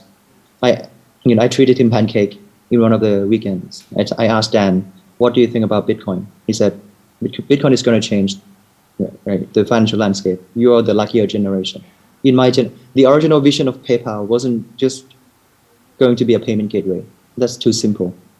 They wanted to create a digital dollar, right? But nothing was ready back then. They did not have cloud computing. They used private servers. Right? They had large computers. They had fiber, very slow modem internet. You're the luckier generation. You have cloud computing. You have smartphones. You have blockchain technology. You have 4G fiber optic internet. Bitcoin is going to change the financial landscape. So I flew back, right after that meeting, back home to Thailand, and started the first Bitcoin company. Just a quick question. Can you still all hear me? I can't see the classroom anymore. Can you see me still? Yes, we can hear you. We can still. Do you see us waving? Oh. Wait, yay! Okay. Okay. Good. Thank you. So I flew back, home, and my parents. By the way, I did not come from a rich family. I would say medium, middle class family. My parents export clothes. They have a small clothing shop at the Pratunam Center, right? And in my family, my mom keeps all the money. My dad wanted a new house. My dad wanted a new car. My mom always said no. She keeps all the money for the kids' education. She told me and my brothers and sisters, the parents, right? They don't have anything for us. They only have education. That's all they can provide, right? The best education possible. And then I just realized later that, after graduation, that they have been eating this, lunchbox, very cheap lunchbox, for 10 years to save up money to send the 4 kids overseas. Very expensive in Thailand. Right? And I felt bad, really bad, after knowing this. But I wanted to start a Bitcoin company. So I asked my mom. I did not dare to ask for any capital. I did not dare to ask my mom for any more money, right, after I know the truth. So all I asked from my mom was a spare room in that small clothing shop at Pratunam Center, right, to set up my first office. And luckily, my mom's sister, my aunt, she runs a furniture factory. So she gave away a table and a chair to me as a gift. And all I had was a Toshiba laptop, the one that I used to write my thesis on. The only asset that I had when I first started the company. But I did economics training. I know nothing about starting a business. And the first business that I started was based on the thesis that I read a blog.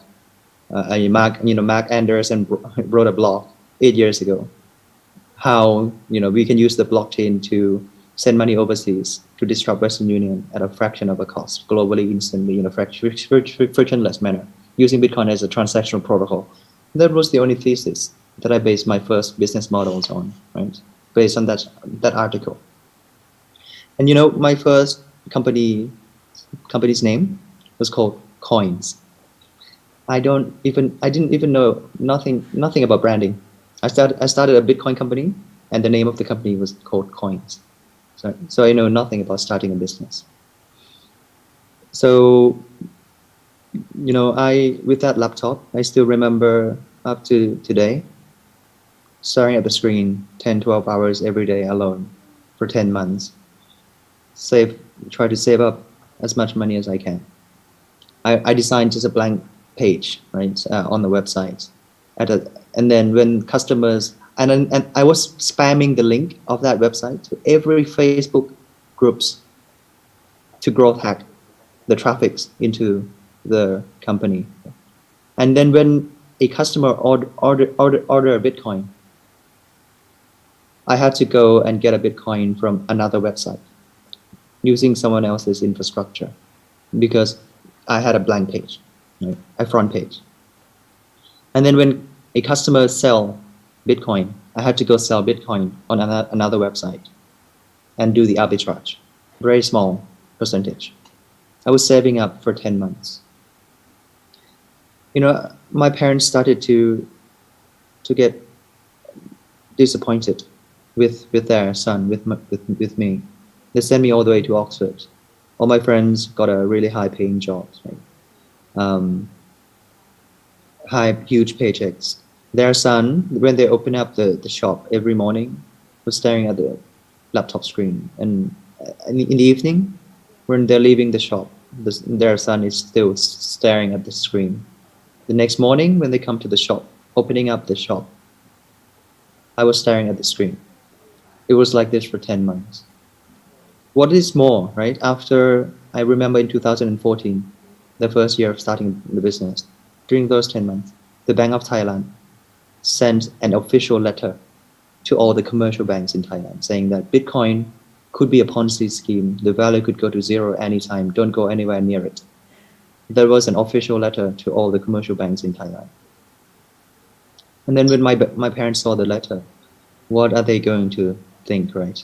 Who are they going to believe? A recently graduated son or the Bank of Thailand? Of course, the Bank of Thailand. Huge fights. I wasn't a good student. I got into fights at school, before New Zealand, right? But I never argue with my parents up until my first company, big fights. My parents said, "Top, why don't you go and get a nice paying job? I'll send you all the way to Oxford. You're doing a Ponzi scheme. You can do anything in the world with that degree. Why are you creating a company with Ponzi schemes?" And I was like, no, I read a blog written by Mark Anderson. That's the vision. That's what I'm trying to build for Thailand. I met Dan Chat, an executive of PayPal. He rubber stamped the idea that Bitcoin is going to change the financial landscape. I wasn't willing to give up. And after 10 months of saving up, I only had 600,000 baht in my pocket. 10 months of like work alone, every day, 7 days a week. And then I started to hire employees. And then the first thing I realized, nobody wanted to work with me because I was 23 years old as a CEO, chief everything officer, like literally everything officer. Right? I had to do everything. Marketing, HR, operation, accounting, finance, legal, everything. And then when they came for an interview, it's a clothing shop. It's nothing like a financial company. Right? Clothes everywhere.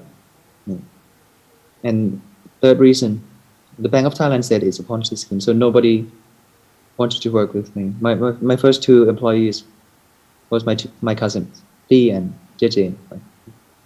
They had a gap year, so I had to use 600,000 baht to pay two of my cousins to work with me on a spare room on the second floor of that clothing shop at Pratunam Center.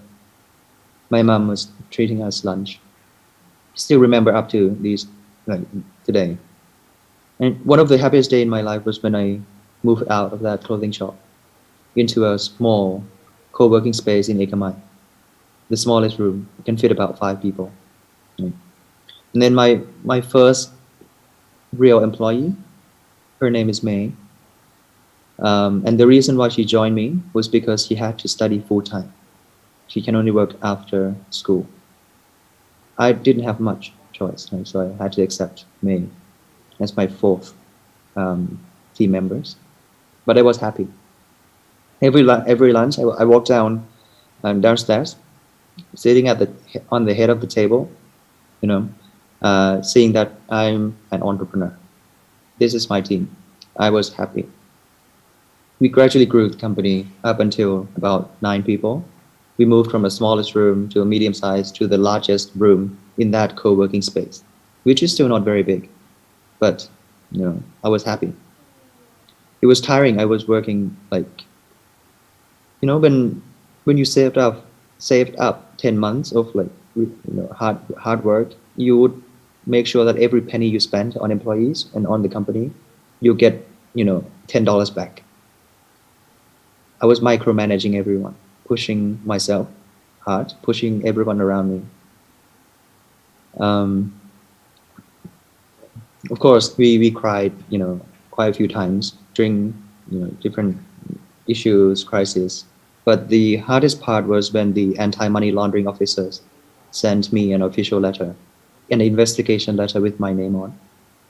Right. I was 24 now. Then, right. I started a company when I was 23, and 24, I got an investigation letter for money laundering from the anti-money laundering officers. I wasn't able to share this letter with my employees, and I was afraid everyone would leave. Imagine Bitcoin 8 years ago, not today, right? Nobody understood what it was. And then I gave the letter to my dad. Oh, before that, I rang my friends from Oxford, who went to a good law school. I said, I have the money. Can you please help me? I got an investigation letter from the anti-money laundering officers. And he said, Top, what have you get yourself involved in? And oh, I said, I run a Bitcoin company. He was like, oh, you did Bitcoin. Good luck. No single law firms in the country would want to step in 8 years ago, 7 years ago, even though I had the money to pay. So I decided to hand over the letter to my dad. He was so angry. He was like, Top, we provide you with the best education. What's the need to put one foot in jail? Please, shut down the company tomorrow. Right? Shut the company down right away. What's the hustle? What's the need? Right? I have a small clothing shop for you. You can sell clothes, or you can go and get any jobs in Thailand with that degree. Why are you putting yourself in jail? Shut the company now. And I was like, no, Bitcoin is going to change the world, right? I read a blog written by Mark Anders and I talked to Dan Shet. This is the vision. I was stubborn. Big fights in the family. I was so lonely because I could not tell my employees. No friends would want to help. You know, big legal firms. I can't even talk to my parents. You know, I was managing the company, 9 people company, 10 a.m. to 7 p.m. And then I secretly stayed behind from 7 p.m. to 3 a.m. every day, studying about AML, KYC, CDD, EDD, you know, all these things are never taught at school. But nobody wanted to help, so I had to help myself. Right? After 2 or 3 months, setting up reporting system, my dad was driving me to the anti-money laundering office. I was presenting how to set up a reporting system, a Bitcoin reporting system for Thailand, because no financial institution had this kind of report before. Nobody had to report Bitcoin transactions. Right? We were the first company, so we had to set this up for Thailand. All the limits, thresholds. I still remember after I got back, my employees knew about the incident, the investigation. Half of the employees left the company.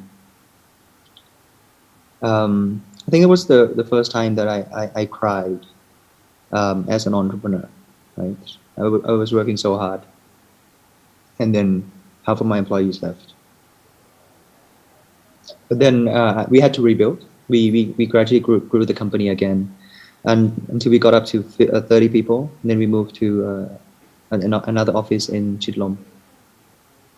And then the Bank of Thailand sent me an investigation letter. Top, what are you doing? Do you have remittance license with your company? Do you have payment license with your company? Do you have an e-wallet license? What is this Bitcoin company? They called me in for an investigation. Again, I wasn't, you know, all the legal firms, good laptop. Right. My dad, again, he was so angry.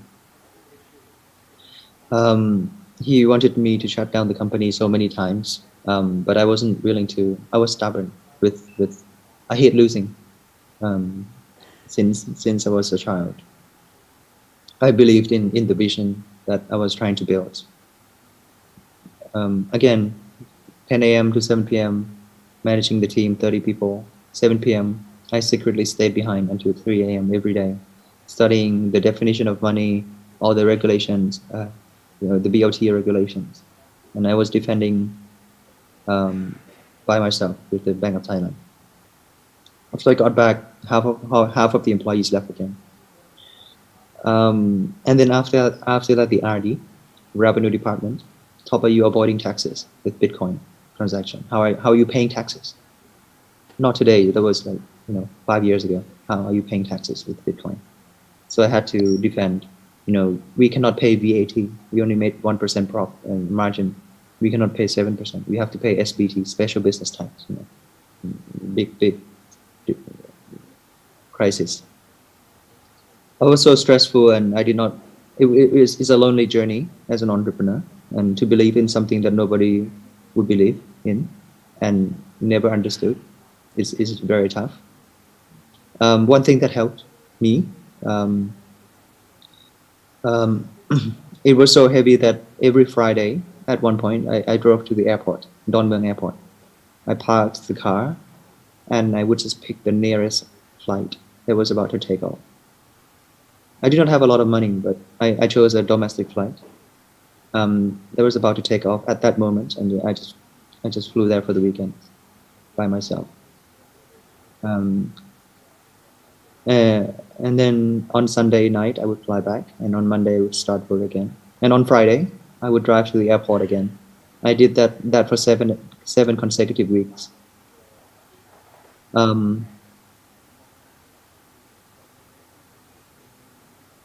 Chiang Mai or Chiang Mai or Chiang Rai, one of the fountains, a forest, with a driver. I hired a driver called Pitao. I started to at least I have someone to talk to. I told him all the crisis. I did a Bitcoin company. Nobody understood. He never, and then why is life so tough? Why is life so heavy? I wanted to give up. He had no idea what Bitcoin was, by the way. And then, but today he told, he told me, why did you not tell me to buy Bitcoin? Then I was almost giving up, but when I flew back, I started again. I got up and fight.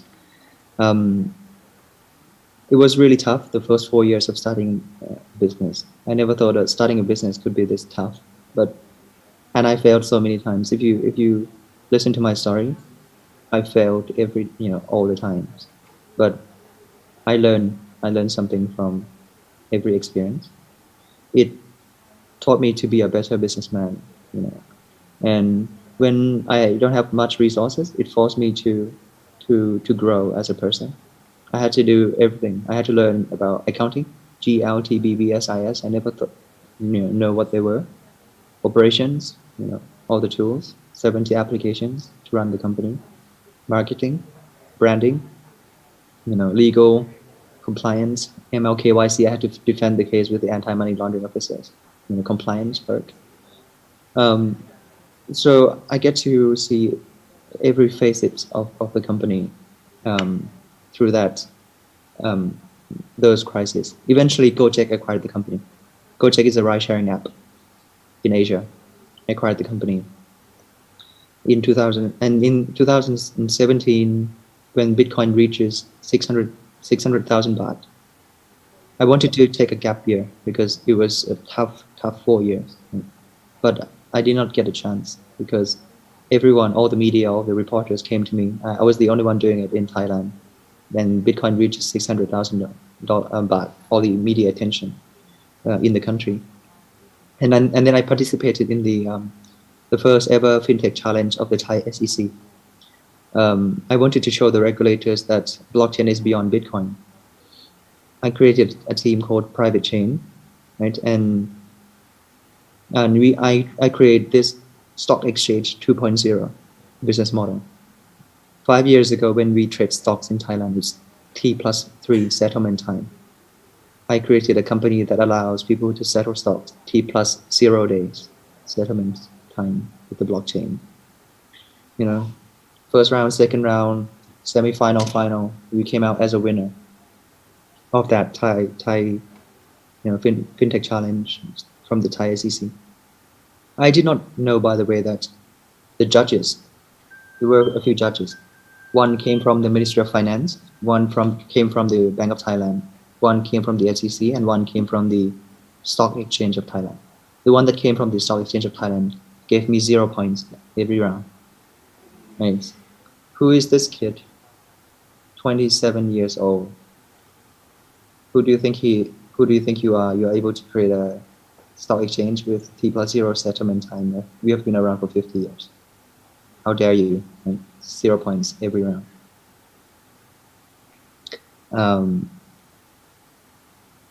And then a lot of people from the financial markets started to hate my face for being arrogant, for thinking that I can create a better system.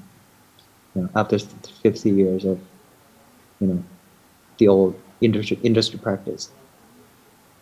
Then then after winning the challenge, I went to the SEC and said, I want to turn this into a real business.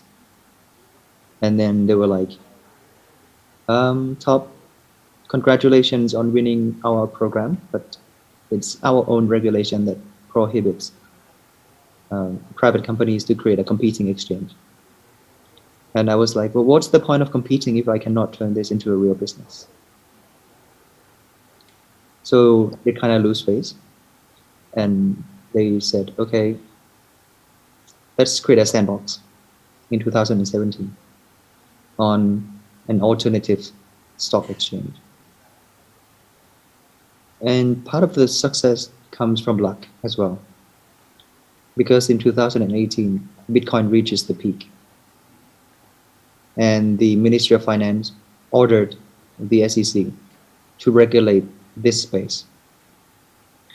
I was called in by the Thai SEC to pitch at the board level on the top floors of the SEC on how to regulate this space. And then when I realized that the license, the digital asset exchange license is about to come out, I started to fundraise. I was introduced to SBI, VC, SBIS from Japan. For those of you who don't know about venture capital funds, SBI is the largest, VCs in the Southeast Asian region. Bigger than them is Sequoia and Anderson Horowitz in the US. But they are like the Barcelona, Real Madrid of VCs. And then I was trying to create, I was pitching to them. I tried to create a stock exchange 2.0 to, T+0 settlement time. I was the winner of the TIE SEC challenge. And again, based on luck, that guy from SBI told me, "Oh, you started coins. So you're the one that started coins. I've been following your company. Can I invest?" And then the next day, SBI said, I was so shocked. They sent me a term sheet. And I valued the company at 400 million baht. And they sent me an offer, 40 million baht for 10% of the company. 40 million baht, 400 million baht seed round is actually Series A in Thailand. Usually you should have a team already, have a working product already to value a company at that price. That's another mistake, by the way, I would like to share with you all. I thought, high valuation is a good thing for entrepreneurs. We want to sell, we want to fundraise at a high valuation. Again, the investors want the lowest valuation. But I was able to, negotiate for a super, super high seed round. It was the highest seed investment valuation in the Thai startup history, 400 million baht, with a piece of paper. That's all I had. And a credentials that I won the Thai SEC FinTech Challenge. But then another important advice to you all, look at the non-financial terms. Non-financial terms are more important. Right? They had this liquidation preference, anti-dilution, all these non-financial terms. And then I did not sign that term sheet. And I used that term sheet to shop around. Because we have this VC, Barcelona VC, establishing the price for me at 400 million. But I used that term sheet. Do not sign that term sheet, right? And shop around. And I went for angel investors. And they were like, "Top, I have been following your story since the first company. Can I invest?" Well, you're not SBI. You're not as reputable as SBI. Are you able to match the valuation with 0 non-financial terms? And luckily they were willing to. So I got 64 million baht for to give and gave away 15% of the company at 400 million baht valuation and 0 non-financial terms. I can even get that money to take that money to buy a Ferrari, and nobody could do anything, right? I was going for flexibility for the first round of investment. And then I used that money, I used about 5 million to acquire an IT company with stock option, with equity, an IT house. And I told them to stop working on other projects and start doing this stock exchange 2.0 because the license is about to come out. We haven't got much time. So we took over the office with, ready to move in furnitures, about 10 engineers, and consolidate everyone I know to start BitCup. And after a month into, opening up the company, acquiring asset deal of the IT house, a month into that, DTAC reached out, Pimeng, said, "Top, you started a second company. I've been following the story. Can I invest?" I was like, "Sorry, I closed the round already." Kun Meng was like, "Top, please, I'll give you 30% extra valuation." I was using calculator, right? 30% extra. after a month into the company. Oh, the company value is now 525 million baht after a month into the company. I was like, okay, yes, let's do it. So he gave me another overall 3 million, so 67 million baht. Gave away about 16% of the company at 525 million baht valuation. That's a big mistake. That's like Series A valuation, not seed round. Overvalued the company. I thought that was a good thing. But I realized if I value the company too high, that means every year I have to grow much, much faster than other startups to justify that valuation. 10 months into starting BitCup, I did not pay myself for 10 months because that's zero ROI, money on myself, right? Every penny spent, I need $10 back. Maybe $20 back now because I overvalued the seed investment round, right? To justify that valuation. In the first year, we made 3 million baht. We spent 40 million baht in the first year. We grew from 10 employees to 40 employees. So we made about 37 million baht loss, right? Do the math. 37 plus 5, right?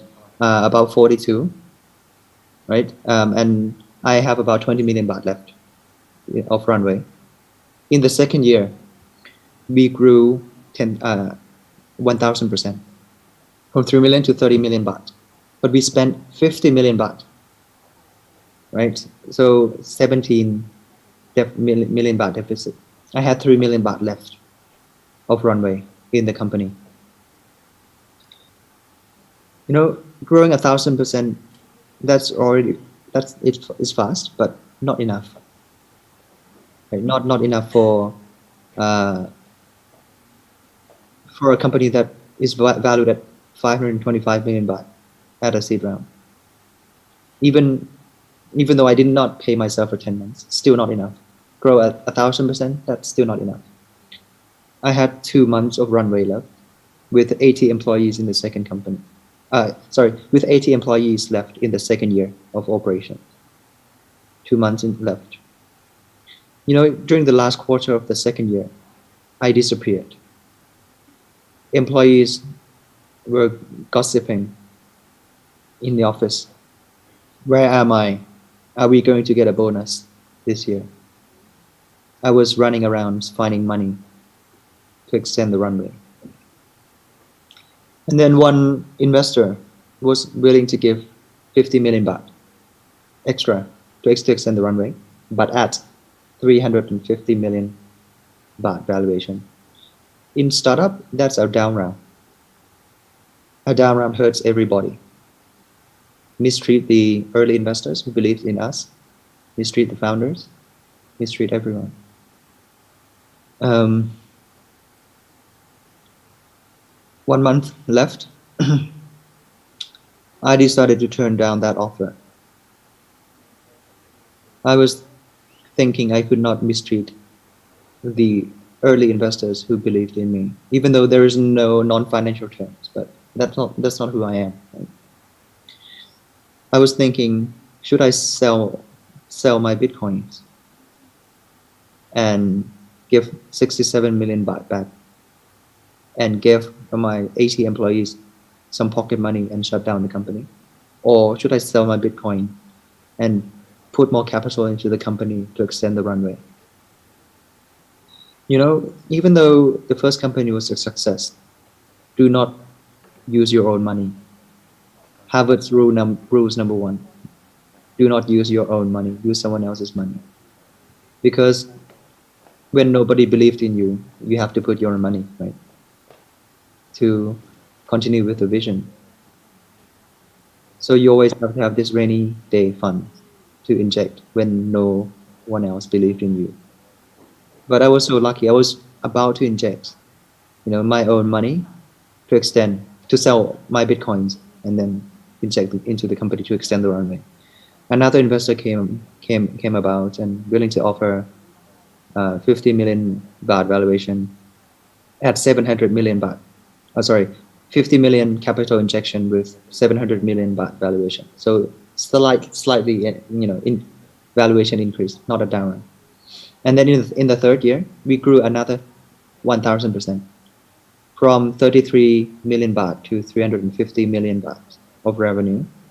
But I learned from that failures, right? I was pushing for cost efficiency, productivity, squeezing every single penny, because I do not want to run a company on loss again. After 2 months of runway left experience, worst experience. Right? And then the cost did not go up 1,000%. The cost went from 50 million baht to 250 million baht. So in the third year of operation, we made 100 million baht profit. That was the first year that became profitable, in the third year. But that's another mistake, because I did not understand that there are different phases of running the company. In the first 2 years, that's the wartime CEO that we have to be, right? What is a wartime CEO? A wartime CEO is when you jump off a cliff and try to assemble a plane on the way down. You would do everything for the survival of the company, to find product market fit, right? To make sure that within that 2 years of runway, you find product market fit, you're able to generate revenue. But I did not understand that BitCup already entered a second phase of the company, called blitz scaling. Right? We grew 1,000% in year 1, 1,000% in year 2, 1,000% in year 3. But I did not understand that we grow another 2,000% on a new base, on a already large base. That's very different from growing 1,000% from a small base. I did not know what blitz scaling was. And I underinvest because I was scared of running a company on a loss. A huge mistake, because on the 2nd of January in 2020, when Bitcoin reached 1 million baht, the exchange burst.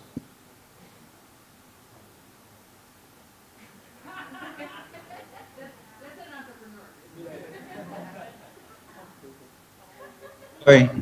On the 2nd of January, right, 2020, the exchange burst. I don't know if you remember, but we had to shut down operation for 5 days. Right? The SEC gave a clear rules, because there were about 40,000 people, 40,000 customers, signing up on the exchange every day. Every day. Have you guys been to a full-size football stadium full of people? That's the amount of new customers coming to BitCup every single day. The next morning, another stadium of customers. We only had 200 people, 200 employees. We underinvest in everything. Infrastructure, cloud, try to optimize cloud. Oh my God, that was the biggest mistakes. Cloud expense. And we had to do 6 months of work in 5 days. And I called everyone in to the company war room, and said, you have to work the hardest 5 days of your life, or there'll be no BitCup. To all the employees. We had to rent hotels near the office, and everyone sleep in the office. That was so tough. But luckily, we were able to go through that crisis. We did grow 2,000% last year. We generated 2.2 billion. We generated 5.5 billion Thai baht in revenue and 2.6 billion net profit. So BitCup became the most profitable company in the Thai startup history. So put it in the US terms, we did 200 million revenue and 100 million net profit in US dollars. And we grew from 200 people to 2,000 people. And now we're entering the last phase of the company, called the peacetime CEO. Once you are able to capture the growth, now you have to refound the company. You have to refound the mission. You have to refound the vision. You have to refound the culture. You have to refound the core values, trying to make sure that BitCup is a long-lasting company. Instead of being a time teller, I have to be a clock builder now. Totally different skill sets. Right? To be a time teller, micromanaging, decision-making, into a clock builder, a long-lasting company. Totally different mindset than acting as a clock builder CEO, not a time teller CEO. Sorry for going 20 minutes over time, but that's my personal journey so far. I hope you enjoyed and learned from the failures that I'm. And by the way, I am still failing every day, and we all learn from failures. We we cannot get success without failing. It's part of the equation. It's not like the opposite. The media got this wrong. The media keeps saying that you either be successful or be a failure, but it's not the opposite. Failure is part of the equation. It's a stepping stone of success. I failed my way to create BitCup here, right? And I learned from every mistakes. So quick summarize: to be a great entrepreneur, perseverance, very important. If you are doing a Bitcoin company or any other industry, perseverance is very important. Right? That's all the common characteristic, common traits of great entrepreneurs. You have to have a high perseverance. And also the ability to handle pain. You have to have a high pain threshold. It's not a career. Entrepreneur is not 9 to 5 jobs, clock in, clock out. It's not. It's like a life. It's becoming your life. You would sleep and dream about it. You would talk to your friends. You would talk to anyone about your passion, your vision. You would work 7 days a week.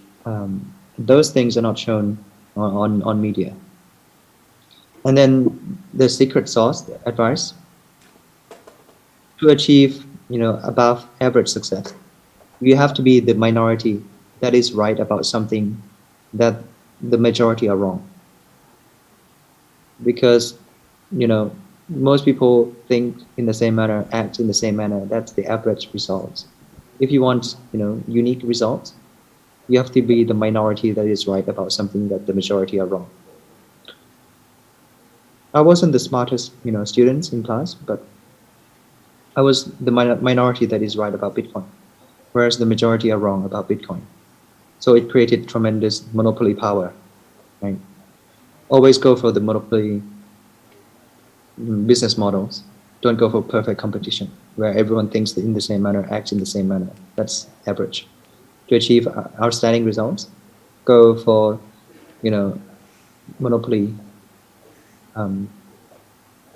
power. So you have to be the minority that is right about something that the majority are wrong. And my last advice: don't let the outer voice change your inner voice. If I believe my dad and shut down the company, I don't think cryptocurrency adoption would be this fast in Thailand without the two of my companies. And I would not be here today. Thank you very much. Thank you, everyone.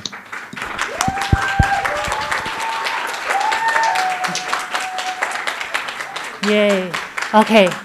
There we go. I was thinking, where can you see me? So, Top, thank you very much for your time today.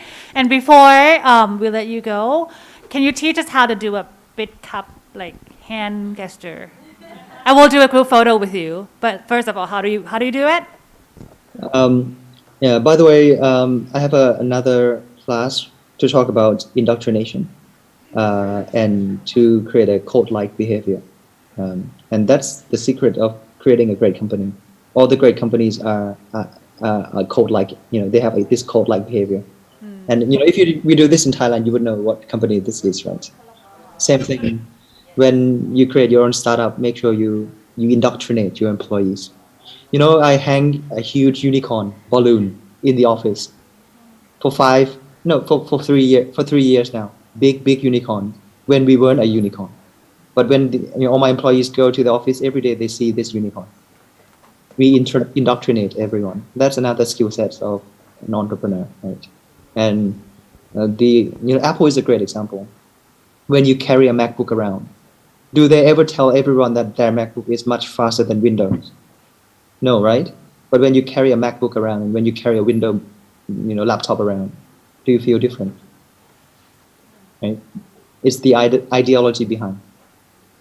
That's another important thing. So at BitCup, we are trying to indoctrinate and also to create this cult-like behavior with this logo here. This is the logo of BitCup, by the way. Right thumb up and left thumb down. Okay, right thumb up and left thumb down. Okay, so if you know how to do it, let's get up in front and we'll take a group photo with Top. So we'll have Top on the screen and then the students, อาจารย์ธนวัฒน์ เชิญค่ะ Svetlana and Sawani เชิญค่ะ in the middle. Come on, other graduates, let's do code-like behavior. All right.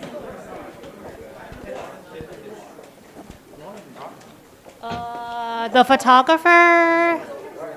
Yeah, please welcome in the front. เฮ้ยแล้วช่างกล้องไปไหนวะ เจ Come on. All right, Vera, please. And we'll send picture to you as well, Top. I don't think we might need to turn off the light in the back. Gao, you can't see Top. Top is on the screen. So on your right is Top. So please leave a space for Top as well. Don't. All right. เฮ้ยช่างกล้องไปไหนอะ Are you ready? Okay, the camera, please. กลอย Wait, okay. Ready? Top. All right, 1, 2, 3, smile. Chat. One more time, we'll say big cup. 1, 2, 3, big cup. Thank you very much.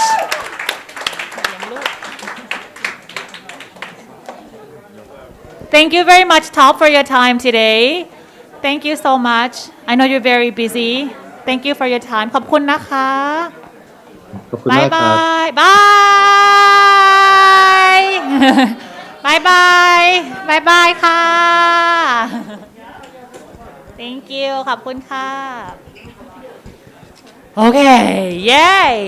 All right, now we are officially now in the graduation ceremony of Harbour.Space at UTCC. Batch 2, yes.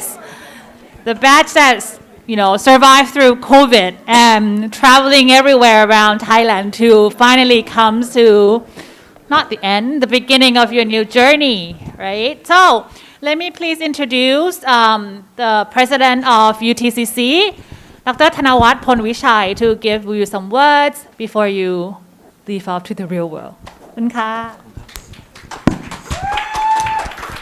Thank you, everybody. Svetlana, Dr. Sony, and distinguished guests, and graduate student, and all member, all delegate here. It's very pleased to come here today. I like to say, our dream come true. University dreams come true. I think in the last 3 years, I learned that. Dr. Sony, the president, then talked to me. We like to cooperate with Harbour.Space to improve educational system in Thailand, to enhance ability of Thai students and foreign students to meet the world-class standard. It's the big dream of UTCC. But today is first time of mine to come here in graduation day. But it's the second batch of the graduate. I learned that. I think the dream come true is good for UTC. We learned that we faced big storm during our journey. We faced COVID-19 for 2 years. But Harbour.Space staff and UT staff and our crew go through this journey and work hard to invite professor, guru, expert around the world to teach the student. And especially the student here learn very hard, work very hard to fulfill the requirement of the program. I like to say congratulations to all graduates. You were great. And please come to UTC anytime after you graduate. Tell us about the good story or bad story. Share your experience after graduate to our staff. We'd like to see you in the next years in UTCC Graduate Day in February next year. But today, again, congratulations to all graduates. Very good job. Yay. ขอบคุณค่ะ Thank you very much. And next we have UTCC And now we have Harbour.Space. So Svetlana, please come to the stage.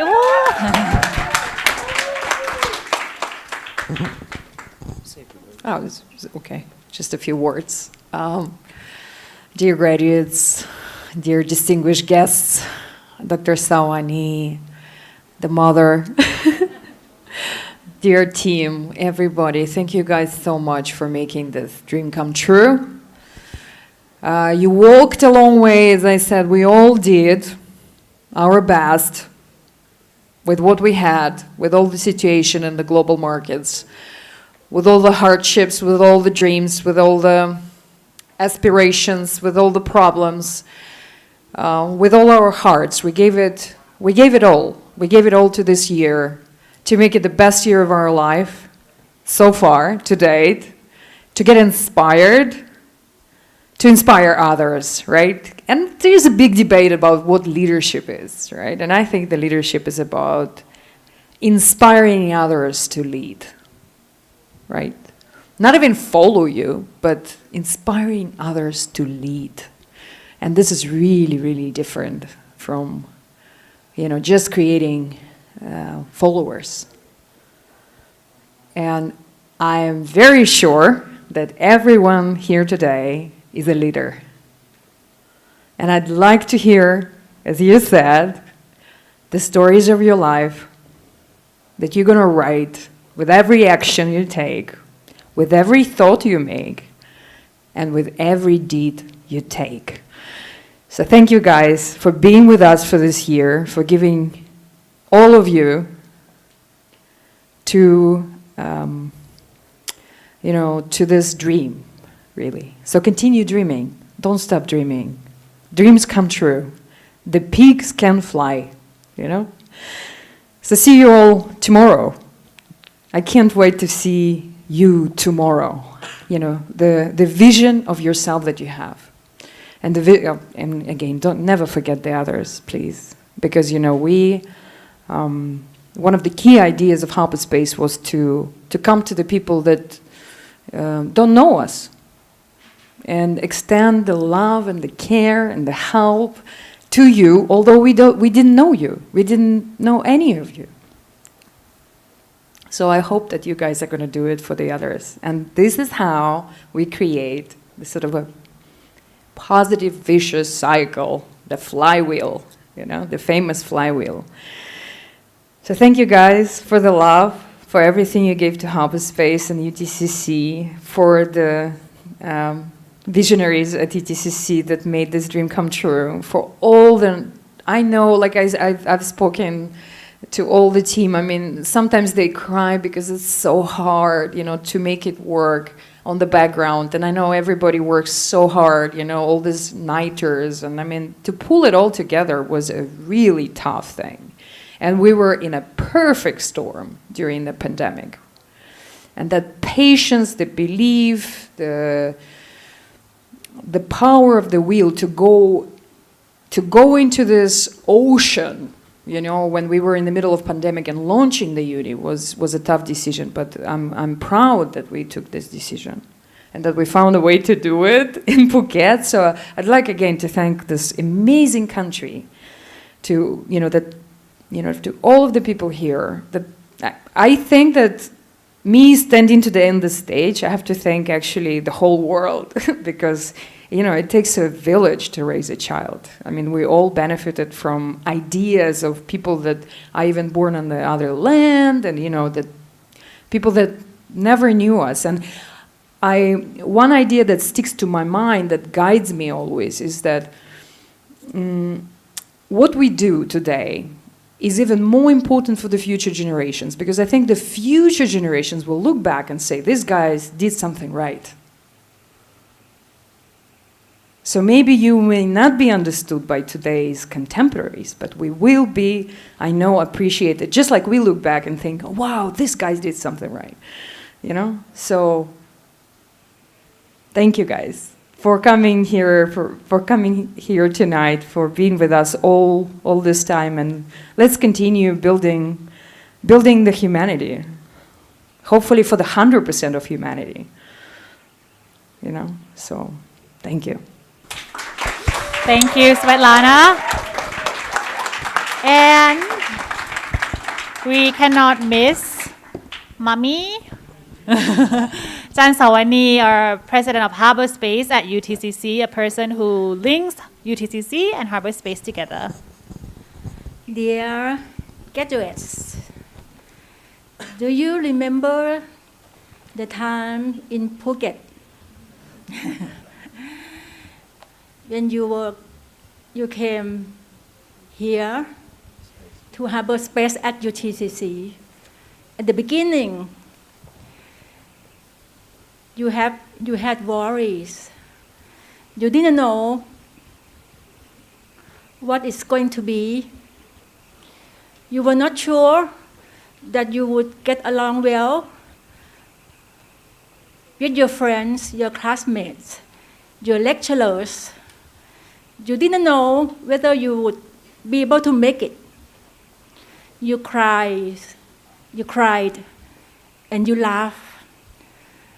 And even sometimes Dr. O came to me, "May we need some psychologist." So it was so stressful. But you have made it. I am so happy. Do you know how meaningful it is? I was not confident at the beginning. But when I met Svetlana, I knew that together we could change the world through UTCC and through Harbour.Space together.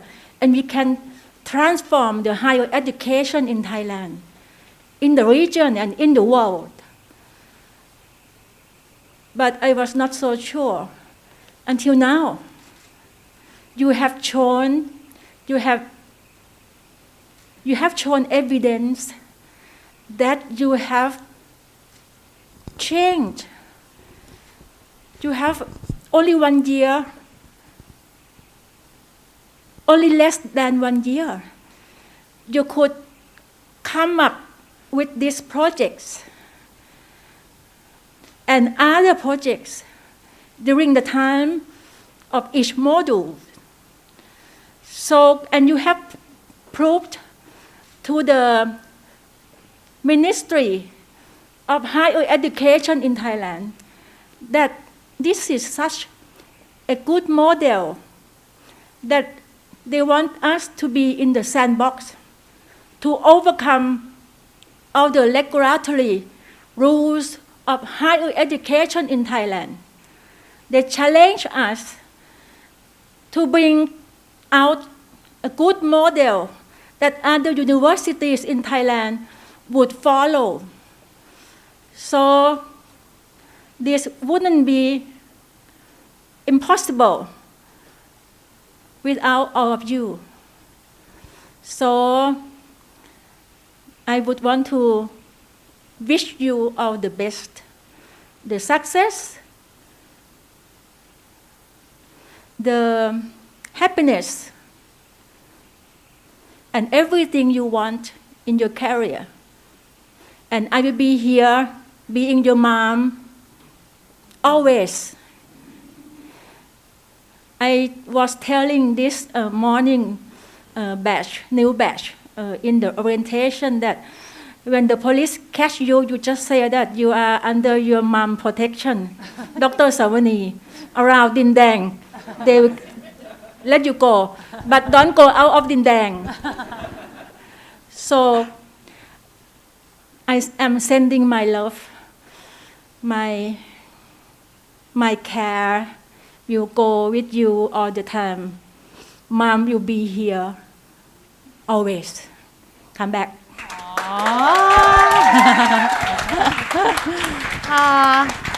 Thank you, Jan Sawani. So, last but not least, I think your teachers. Yes, your teachers want to give you a few parting words. It will only be 2-3 minutes long, don't worry. All right, let's go. They insist they want to show you this. Yeah, good to go. Congratulations and well done to all of the students graduating from the digital marketing program. Alay, Angelique, Gao, Chima, Pod, Prem, Belle, and Dini. And to all of the students graduating today, you are taking a huge step into your purpose, your vision, and your new reality. Really, your biggest step was in choosing to come to Harbour.Space in the first place. You took a leap. You went for adventure. Many of you moved to Bangkok. You took a risk, and you did it in the middle of a global pandemic. Along the way, you and your classmates have explored widely, learned deeply, and questioned everything in digital marketing and in business. You did creative work. You wrote blog posts, you created ads, you directed videos. You did analytical work, Facebook ads, Google Analytics, search engine optimization. You created countless new social media handles and abandoned most of them. You developed goals, objectives, strategies, and tactics. You learned that peso is not only a currency in Mexico, it represents a key concept in marketing: paid, earned, shared, and owned. And that tofu is not only a food, it's the top of the marketing funnel. Many of you became experts in PowerPoint, Google Slides, and Canva along the way as you realized that good marketing requires good visuals. And you danced every day in my classes, bringing more blood to your brains so you could absorb all of the knowledge more deeply. You gave your education everything you've got. I've had the pleasure of having all of you in my classes, some of you, most of you more than once, and I've been so impressed by your work, by your growth, and by your maturity. I know you've each got what it takes to be successful in the world, whether you go out into the world as a marketer or not. You know how to think on your feet, you know how to present your ideas, and you know how to leverage your expertise. I am so excited for this next step in your careers and your lives. It's been my honor and my pleasure to be your teacher and mentor. I can't wait to see what you do next. I wish you all the best and many, many congratulations on your graduation.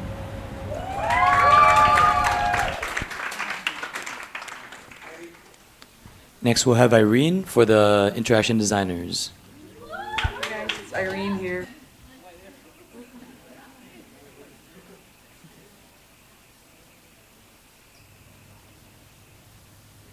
Hey guys, it's Irene here from Anton and Irene. I know you're graduating today, so that's really exciting.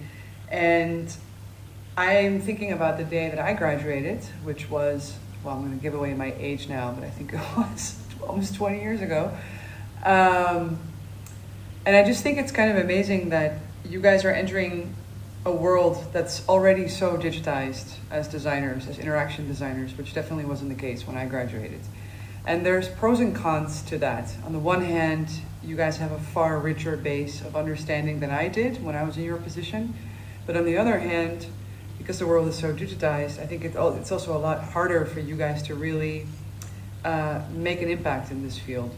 So my advice to you recent graduates is to not take the things that you use on a daily basis for granted. So don't just be a user of digital products, but always try to remain critical of all the digital media that you use, whether it's an app or a website, doesn't matter. Because that's the only way that you guys will be able to make a contribution to this field that will be worth anything. Otherwise, you know, you might just end up making whatever next version is of whatever already exists, and that's not that interesting. So look to the real world for inspiration and try to create things that are actually worth using and that contribute positively to society. Congratulations, guys. I'm very proud of you all.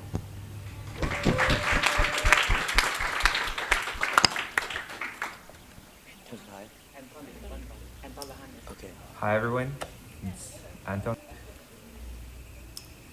Hi everyone, it's Anton here, and I was told you'll graduate, with which I want you to congratulate on. I'm not good with speeches, that's why I never do them, so it's going to be a short one. I think the first thing I wanted to say thank you for just being there. I think maybe students don't realize, but I quite a lot of times learned a lot from students and from teaching. And sometimes maybe it's even more than what students learn from me. But I just want to thank you for being there and for working really hard and for trying, maybe sometimes stepping out of your comfort zone in doing design, in trying to experiment something. Now, the only advice I can give you right now is that we live in a world where things are changing and things are happening all the time. People always have some expectations from you in terms of what you have to do. There are constant deadlines. You're usually slammed in. You have to do multiple things at the same time and deliver things at the same time with some kind of expectations of what and how it needs to be done. And the only thing I can recommend right now is almost take a day off and think about what you want to do.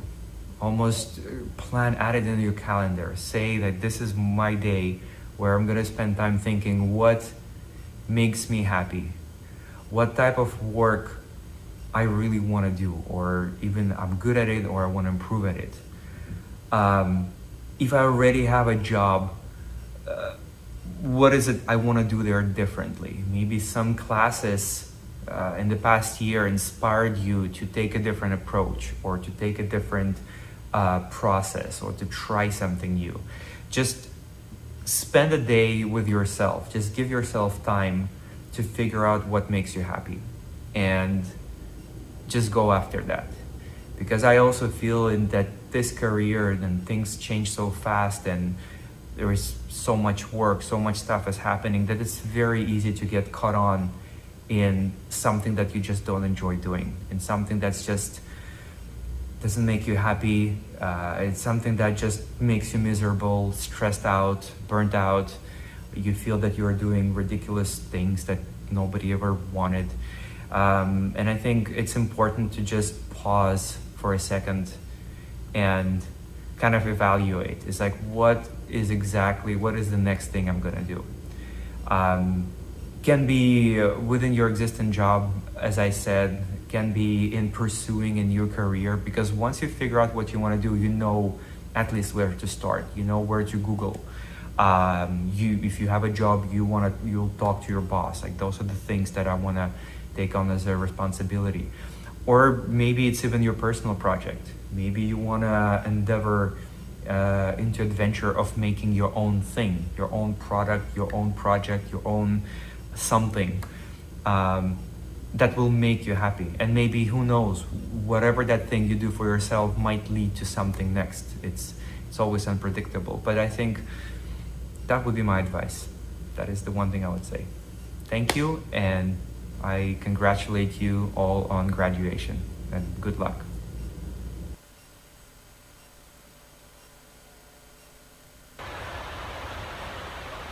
Congratulations, Harbour.Space UTCC graduates. What an achievement. Wow. You graduated, and then from one of the most remarkable educational institutions in the world. This is really something special. I had the privilege of meeting some of you, and your energy, your dedication, your power, your desire to create something unique, your entrepreneurial thoughts, all this gives me a lot of hope that we are on for a better future of humankind. I wish you to celebrate your graduation in style. But then also, when you wake up tomorrow and you have a hangover and ask yourself, okay, what really happened? Don't feel sad. At the end, it's graduation. It's just a piece of paper, nothing more, nothing is different. Same person, same brain, same heart. So all what is about to come is actually what it is all about. Learning, failing, succeeding, learning, failing, succeeding. You're at the very beginning of the journey. Nothing has happened yet. You're just on a little bit higher platform. So I can only wish you celebrate and then enjoy the process we call life. And don't forget, in this process, being is more important than doing, and this is more important than having. Congratulations and all the very, very best. And if you ever feel I could be of value to you, don't hesitate to reach out. I'm here and always be available. All the best. Bye-bye.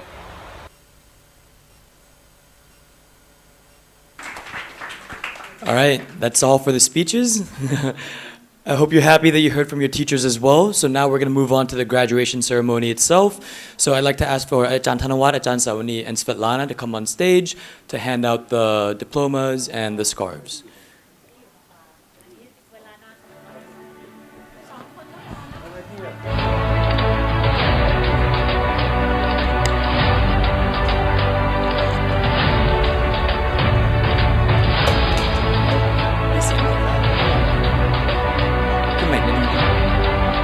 All right.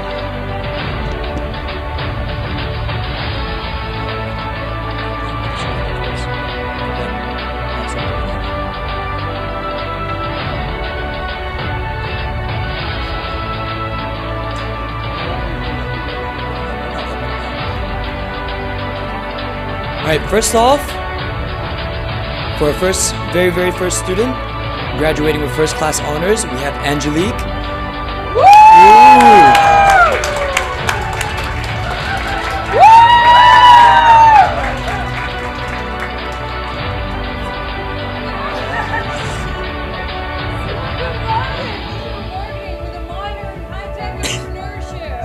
Ooh.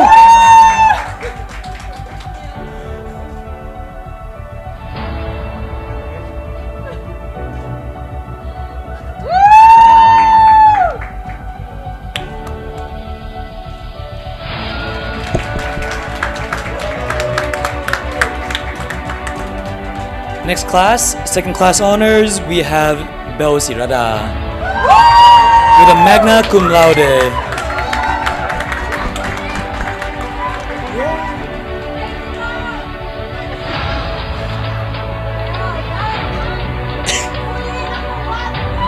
CMO.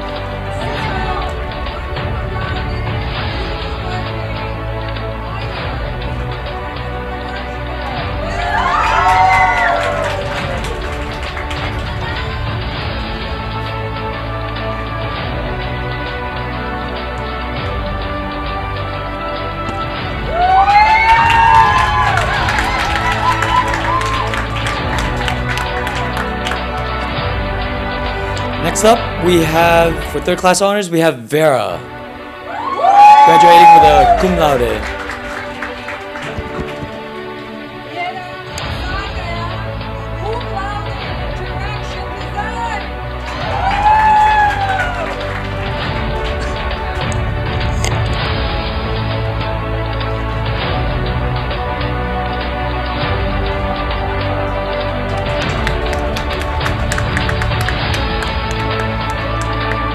Next up, we have Patita Pang, graduating with honors with a cum laude.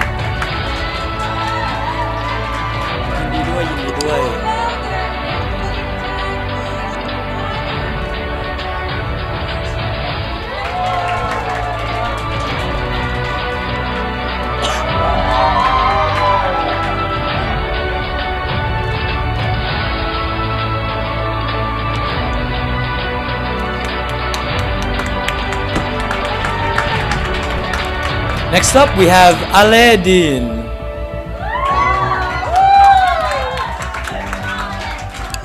What up, buddy?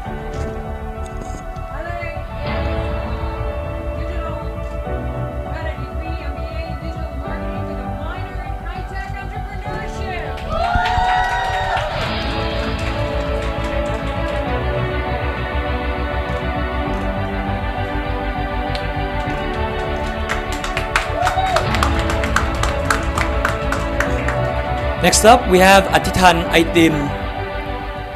Yay! Yes!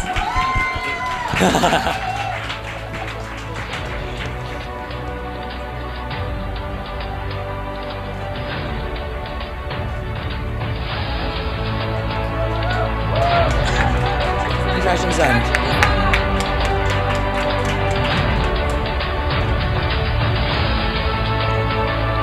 Next up, we have Ong Kao Pie.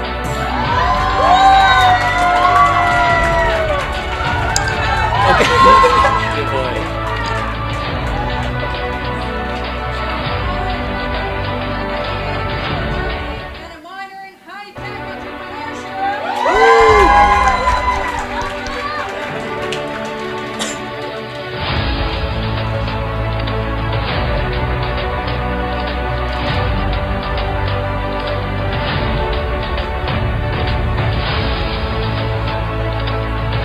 Next up, we have Chima. Woo!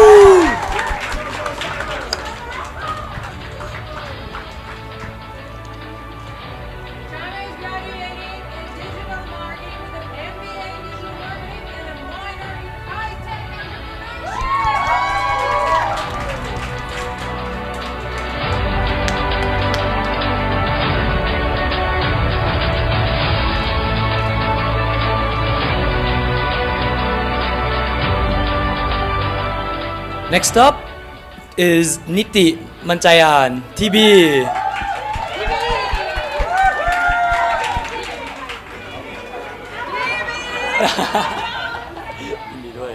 She's graduating with an MBA in fintech.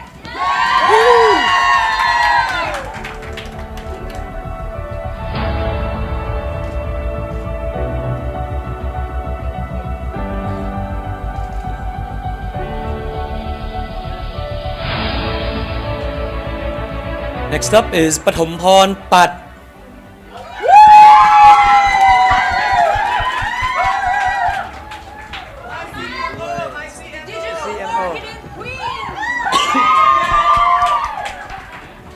You're graduating with an MBA in digital marketing and a minor in high-tech entrepreneurship.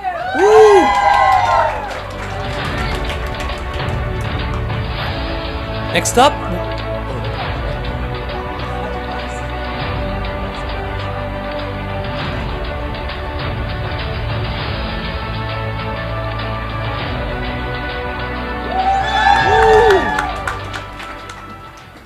and the next person is Prasant. Woo! Well done, man. Well done. Prasad is graduating with a master in interaction design.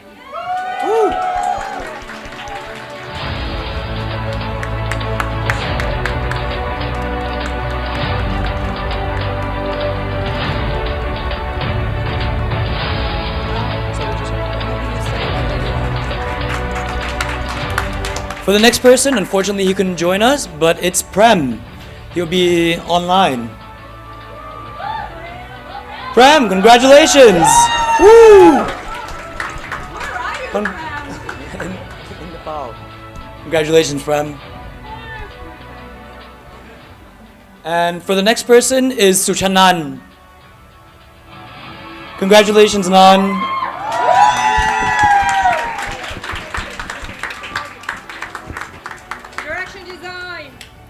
All right, that's all. That's all for the diplomas. I just want to say I'm very, very proud of you guys. As the academic coordinator, I've seen all your projects come through and you really, really made it into something. Even your portfolios have grown and I don't know, it's been a very, very good year and I hope you guys had a good time at Harbour.Space. Come over here, take a picture. All of the guests and the graduates, can you all come again to take a picture with all your beautiful, amazing branding? Amazing. Come. By the way, Okay. your goodies were designed by Atian from Indonesia. He's our student in Barcelona.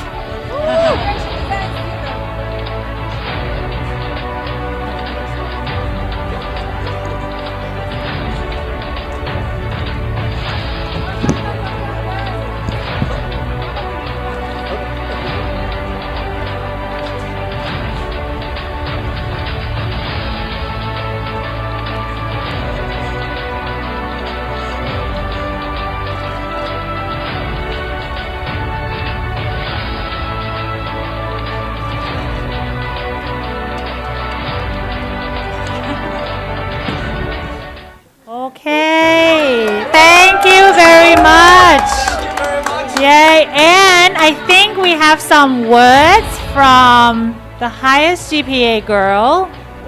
Woo! Who is Angelique, that? come on up. Angelique. CEO. Oh, the CEO. Please come, CEO. CEO Angelique. CEO. Momo. Beep. Yes. Speech. Okay. Yep. Now serious, huh? Serious. Okay. Okay. Family, friends, guests, and especially to the graduates of Harbour.Space class of 2022, a pleasant evening to everyone. I want to begin. Yeah, Siri. I want to begin this speech by asking a question. If you had one shot, one opportunity to seize everything you ever wanted, would you capture it or let it slip? Do you guys know? Well, if you don't know, this is a question Marshall Mathers III, or Eminem, asked in his Academy Award-winning song, Lose Yourself. And this is also the question I asked myself before joining Harbour.Space. A year ago, I didn't know what to do. I didn't know where to go until I got the news that I received a scholarship, a full scholarship from Harbour.Space. I thought twice, not gonna lie, like every one of us, about deciding to go to grad school, especially in my 30s. But I said, why not? It's a chance for me to learn more skills, build confidence, and meet people. But those were not the only things that I seized during my time in Harbour.Space. From studying online to going to Phuket, and then eventually here in Bangkok, I seized the opportunity to meet every one of you, coming from different parts of the world. We laughed at each other's jokes, danced in classes, if you remember, and had sleepless nights because of the presentations that we had to do. And of course, celebrating every moment we finish a module. Everyone, look at yourselves and congratulate yourselves. We did it, guys. We did it. Congrats. Another opportunity that I seized is learning from experts. Our teachers have patiently and willingly shared their knowledge and expertise and made sure that every learning experience is worthwhile. Remember those accounting classes that we had no idea what to do? All the marketing presentations that we had to do? And of course, the interviews where we met people from every walks of life. We've gained skills that we won't otherwise learn if we didn't go to Harbour.Space. To our teachers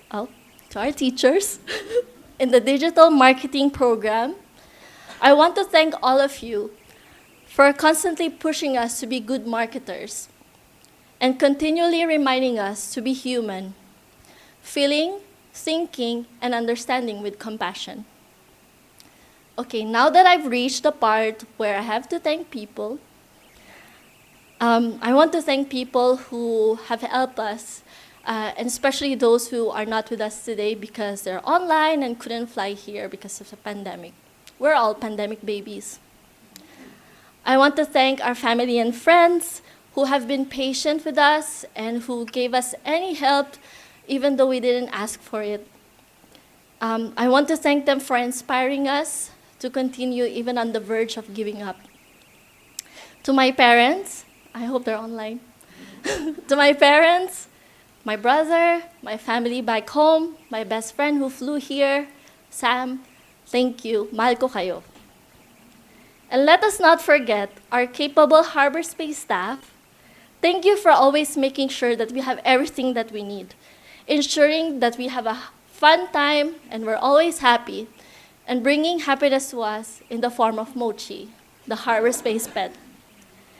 And as we leave the halls of our campus, let us always seize opportunities. Get out of our comfort zone and never give up when facing the unknown. All of us came here as ourselves, and now we're still leaving Harbour.Space as ourselves, but of course, better. Now let me end. Now that we have seized the opportunity, let us now lose ourselves in the music. The moment you own it, you better never let it go. You only get one shot. Do not miss your chance to blow. This opportunity comes once in a lifetime. Thank you. Okay, so next up, we're gonna have Vera give a speech. She's the student with the highest GPA in the interaction design class.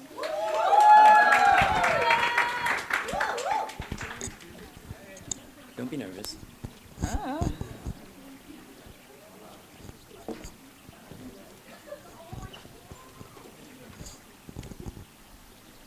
Okay. Hi, guys. Hi. I also have this stuff. Thank you, Angelique, for your tip. Yeah.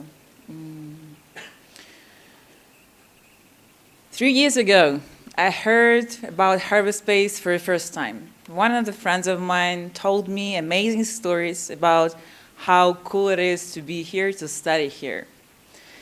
So I listened to her stories, and then I did a little bit of research, and was the moment when I realized that I want to be a part of it. And this was the moment when I started preparing. I created portfolio. I was preparing for the interviews. I had a couple of the interviews to finally fail. So I failed. I didn't get it. I couldn't become a part of Harbour.Space. And of course, I was really upset. But I continued living my life and remembering that I do want to be a part of it someday. So last year, I applied one more time, and I was honored to get the full scholarship.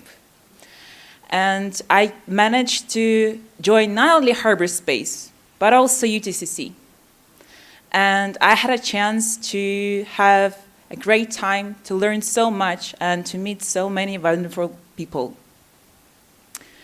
And I should say that it was really scary, because before it, I haven't left my country alone for more than 2 weeks.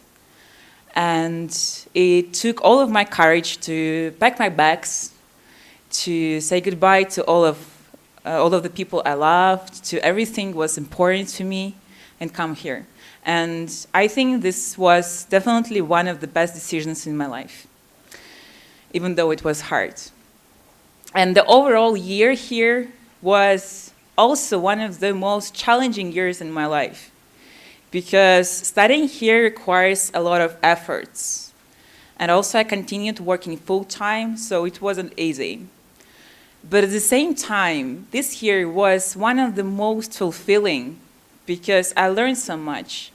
And I learned so much about the design, the world, myself. And also, which is most important, I have met so many exciting people, my teachers, my classmates, the staff, founders, all of them.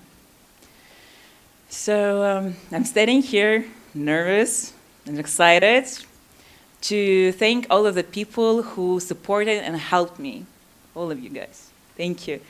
All of you guys from Harbour.Space, from UTCC, and also I want to thank my family, my partner, my friends, everybody who helped me to be here, to become who I am, to change.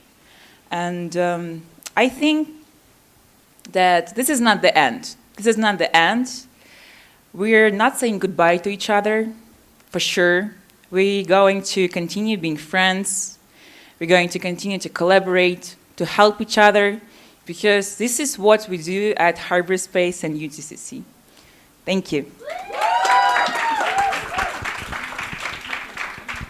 Okay, so for the next person, for the FinTech representative, we have Bang. Woo!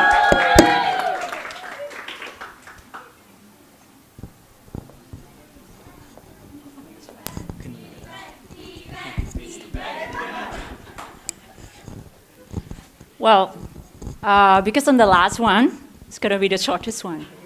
And I didn't bring the script because as part of Bianca class, she always say, guys, remember the script. So I keep that in mind. Well, to start it off, I'll tell you my story a little bit. I actually a language student in my bachelor, Spanish actually. And I was enjoying and having a very nice career in tourism industry for 9 years. Until, you know what, it's gonna be fine. So let's try it. And that's the best decision that I made. Here at Harbour.Space, I didn't learn only from real life cases, real life situations from industry experts. I actually learned a lot too from all the fellow students. Every day we share what we are good at, and we improve each other every day. And that's the best thing. So all the credits to Harbour.Space for providing this kind of learning environment for me. So thank you very much, Harbour.Space. And for giving me a Spanish language students, to start all over again in finance, in fintech. And you know what? Having said that, just 3 weeks ago, I joined a fintech startup as a co-founder. So, I'll work hard, I'll work smart, I'll do my best. And if some of the investors still here, I also raise money. Anyway, I'll do my best. Well, to end this speech, I would like to say thank you to people around me. First of all, I would like to thank my mother. Without her, I would not be the person that I'm here today. So Mom, thank you very much for every single thing you did for me. I know you probably watching me from somewhere very nice, very far, but I hope I made you proud. Also, thank you, my friends, my dear friends from Chulalongkorn University, studying Spanish together. They are all at the back, and probably listening to live stream. We've come together so far. Thank you so much for coming here to support me. You guys are the best.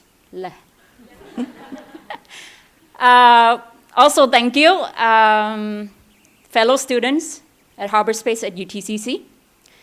We have gone together through a lot of things. Together, really. You know, sleepless nights because of projects, because of assignments. But we are here. So we have come this far. But it's not the ending. So I would like to say congratulations to you all. I'm so proud of you.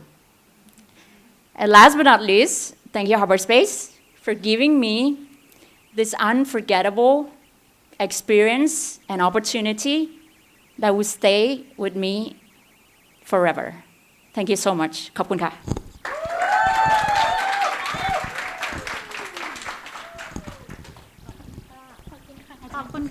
Thank you so much.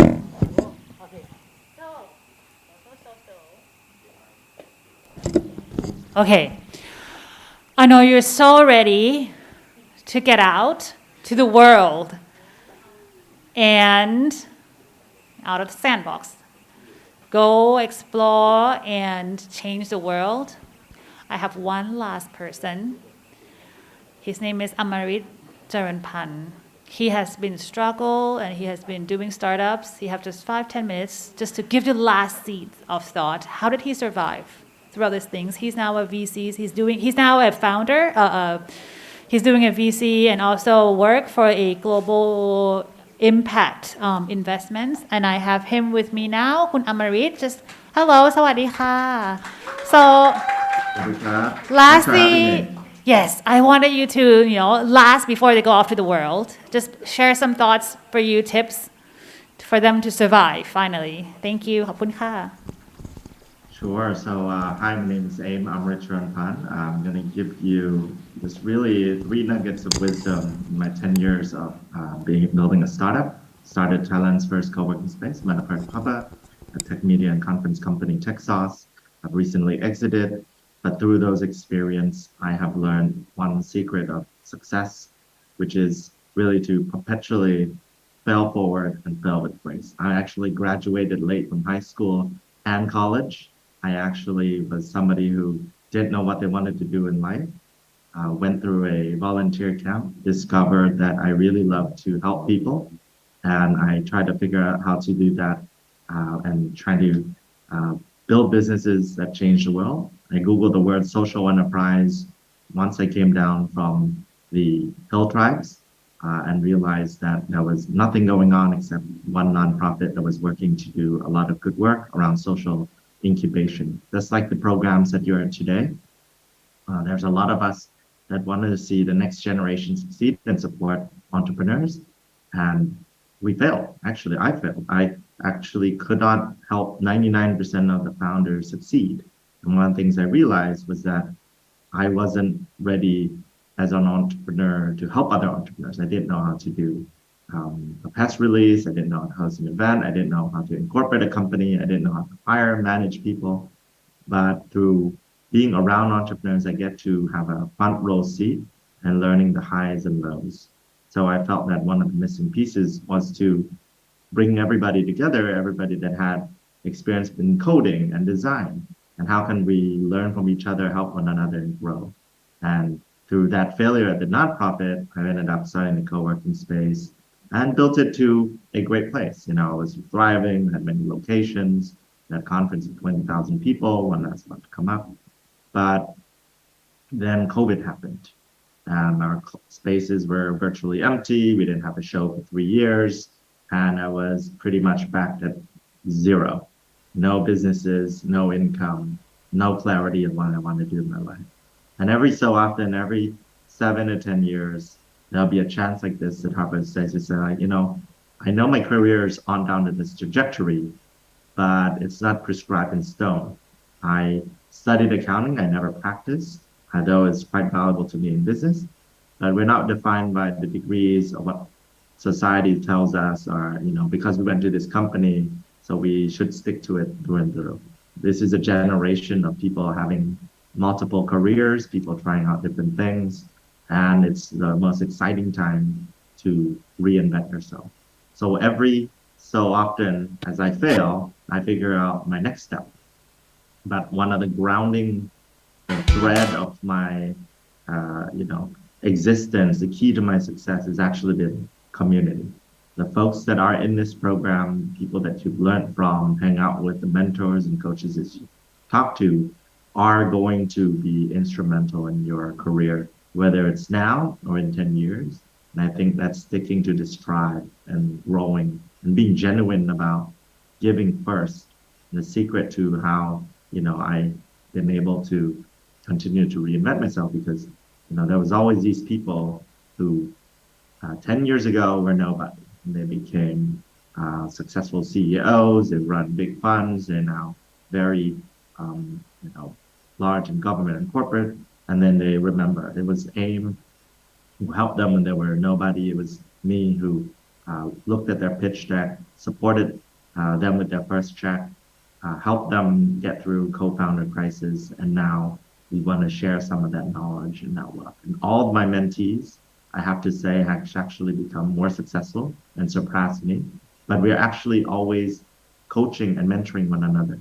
So as you give first and that karma does its magic, you will realize that the people in this program and all around it are actually the key to your future success. So never leave this room and say that, the program's over and let's go back to our career. But it is really just the starting point of a very long, it's going to be the hardest thing you've ever done in your life. And through my journey surviving COVID, I actually came out more stronger, more resilient, and reinvented myself because I realized that some of the things that I did in the past were no longer serving me or healthy. I was doing a lot of events, was partying a lot, I was very stressed out. I was putting a lot of financial security on the line. For a 3-day show, we worked 9 months and a lot of things can go wrong. So when I realized that maybe I'm more destined to do something different, I went soul searching and I discovered that I already was mentoring a lot of startups. So why not do that more often? Because I had a lot of time on my hands. One thing led to another. I'm angel investor of 40 companies. So I want to say the last thing is that you're in this program because you believe that there's more to life than what you've been working on, and that you have all these great ideas and these connections and these innovations that you want to give it a go. I just want to say that there's a chance in your life and there's a time, especially whether you're very young or the sweet spot nowadays is mid-30s or mid-40s. There's no great time to give that all to one project that you really believe in. I really want to get a taste of entrepreneurship. Is it for me? I'm going to try really hard, at least once, and let's see where this goes.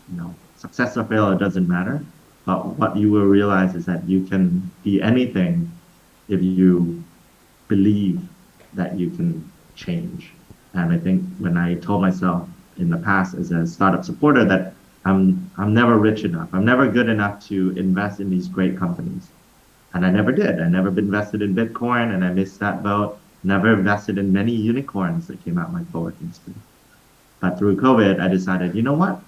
Maybe I could. Maybe I could learn. Maybe I could hang out with angel investors. Maybe I could try to become all that people told me that I don't deserve it. And once I made that mental shift, I've gotten on this journey to now hang out with some of the most prolific angels in Thailand that you may know. So through this program, I want you to always remember that community is a bedrock. It is your support system through this very long journey, that through every failure, as long as you're able to extract the lessons that you need to learn and build upon that and coach yourself and be accepting of coaching and mentorship, you will always continue to reinvent yourself, and hopefully you will like and be very excited about the new version that you will become. I wish you all the best in all your ventures. I hope to see you sometime soon pitching at me and some of your ideas. And it's a great show, incredible job to everybody who's put your heart, minds, and soul into this program. All the best, good luck, and see you around. Right. Thank you, Khun Kamarit. So, you are now ready to get out to the world. What happened the past year is all recorded, and you should see it all together before you go out. Oh, what is it? What is it? What is it?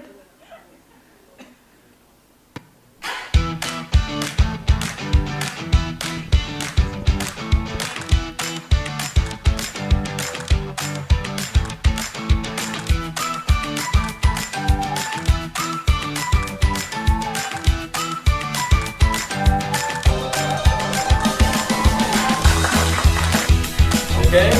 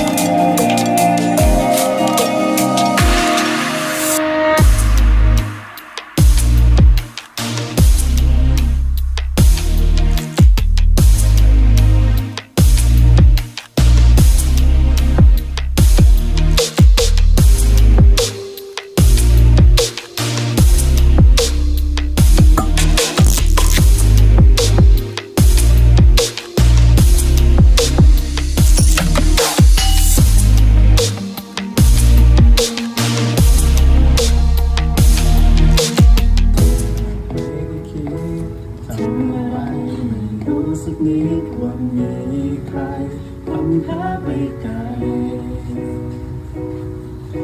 บางทีเธอพูดจาหวานบางทีเราสบตานานๆและบางทีก็เหมือนว่าเธอมีใจแต่ขอเธอช่วยฉันได้ไหมถ้าเธอไม่คิดอะไรอย่าทำให้ฉันคิดโอ้ยแบบนึง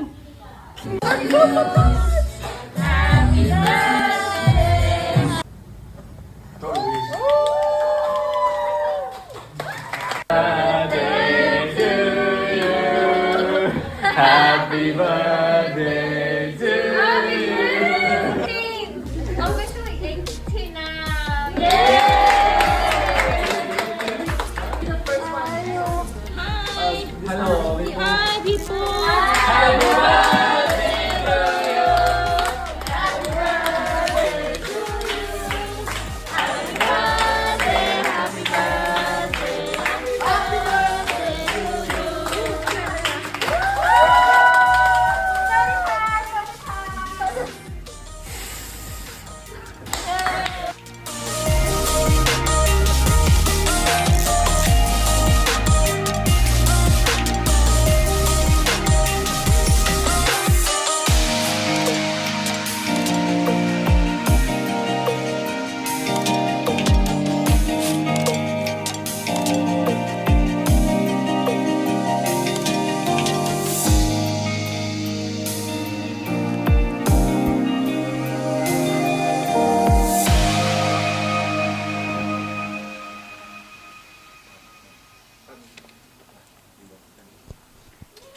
Okay, thank you so much.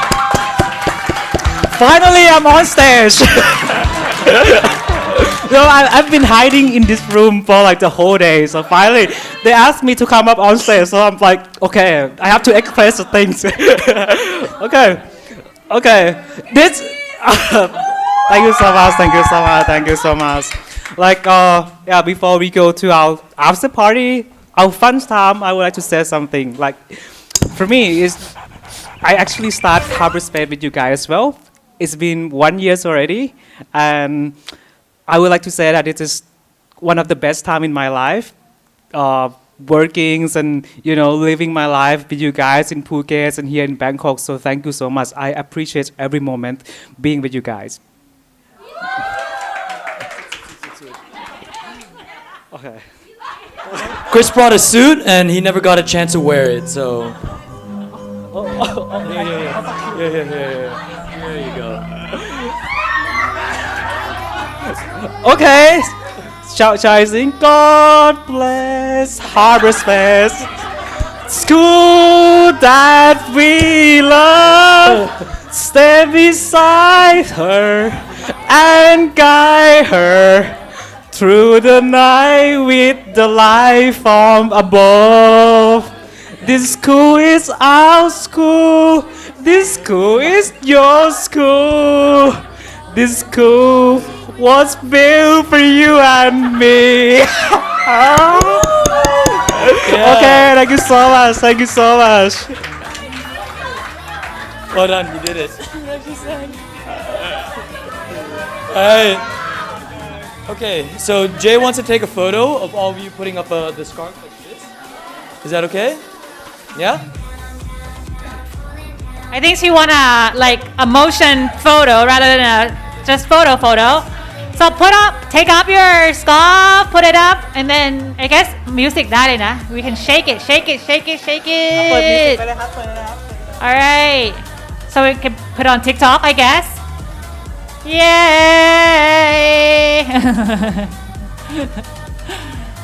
ต้องให้พูดเลยไหม Is that good? Yay! Harbour.Space, yay! Harbour.Space, yay! Oh, we're like sharing football, right? Yay! Okay, all right. Okay, Thank guys, you. it's time for you after party. Yay!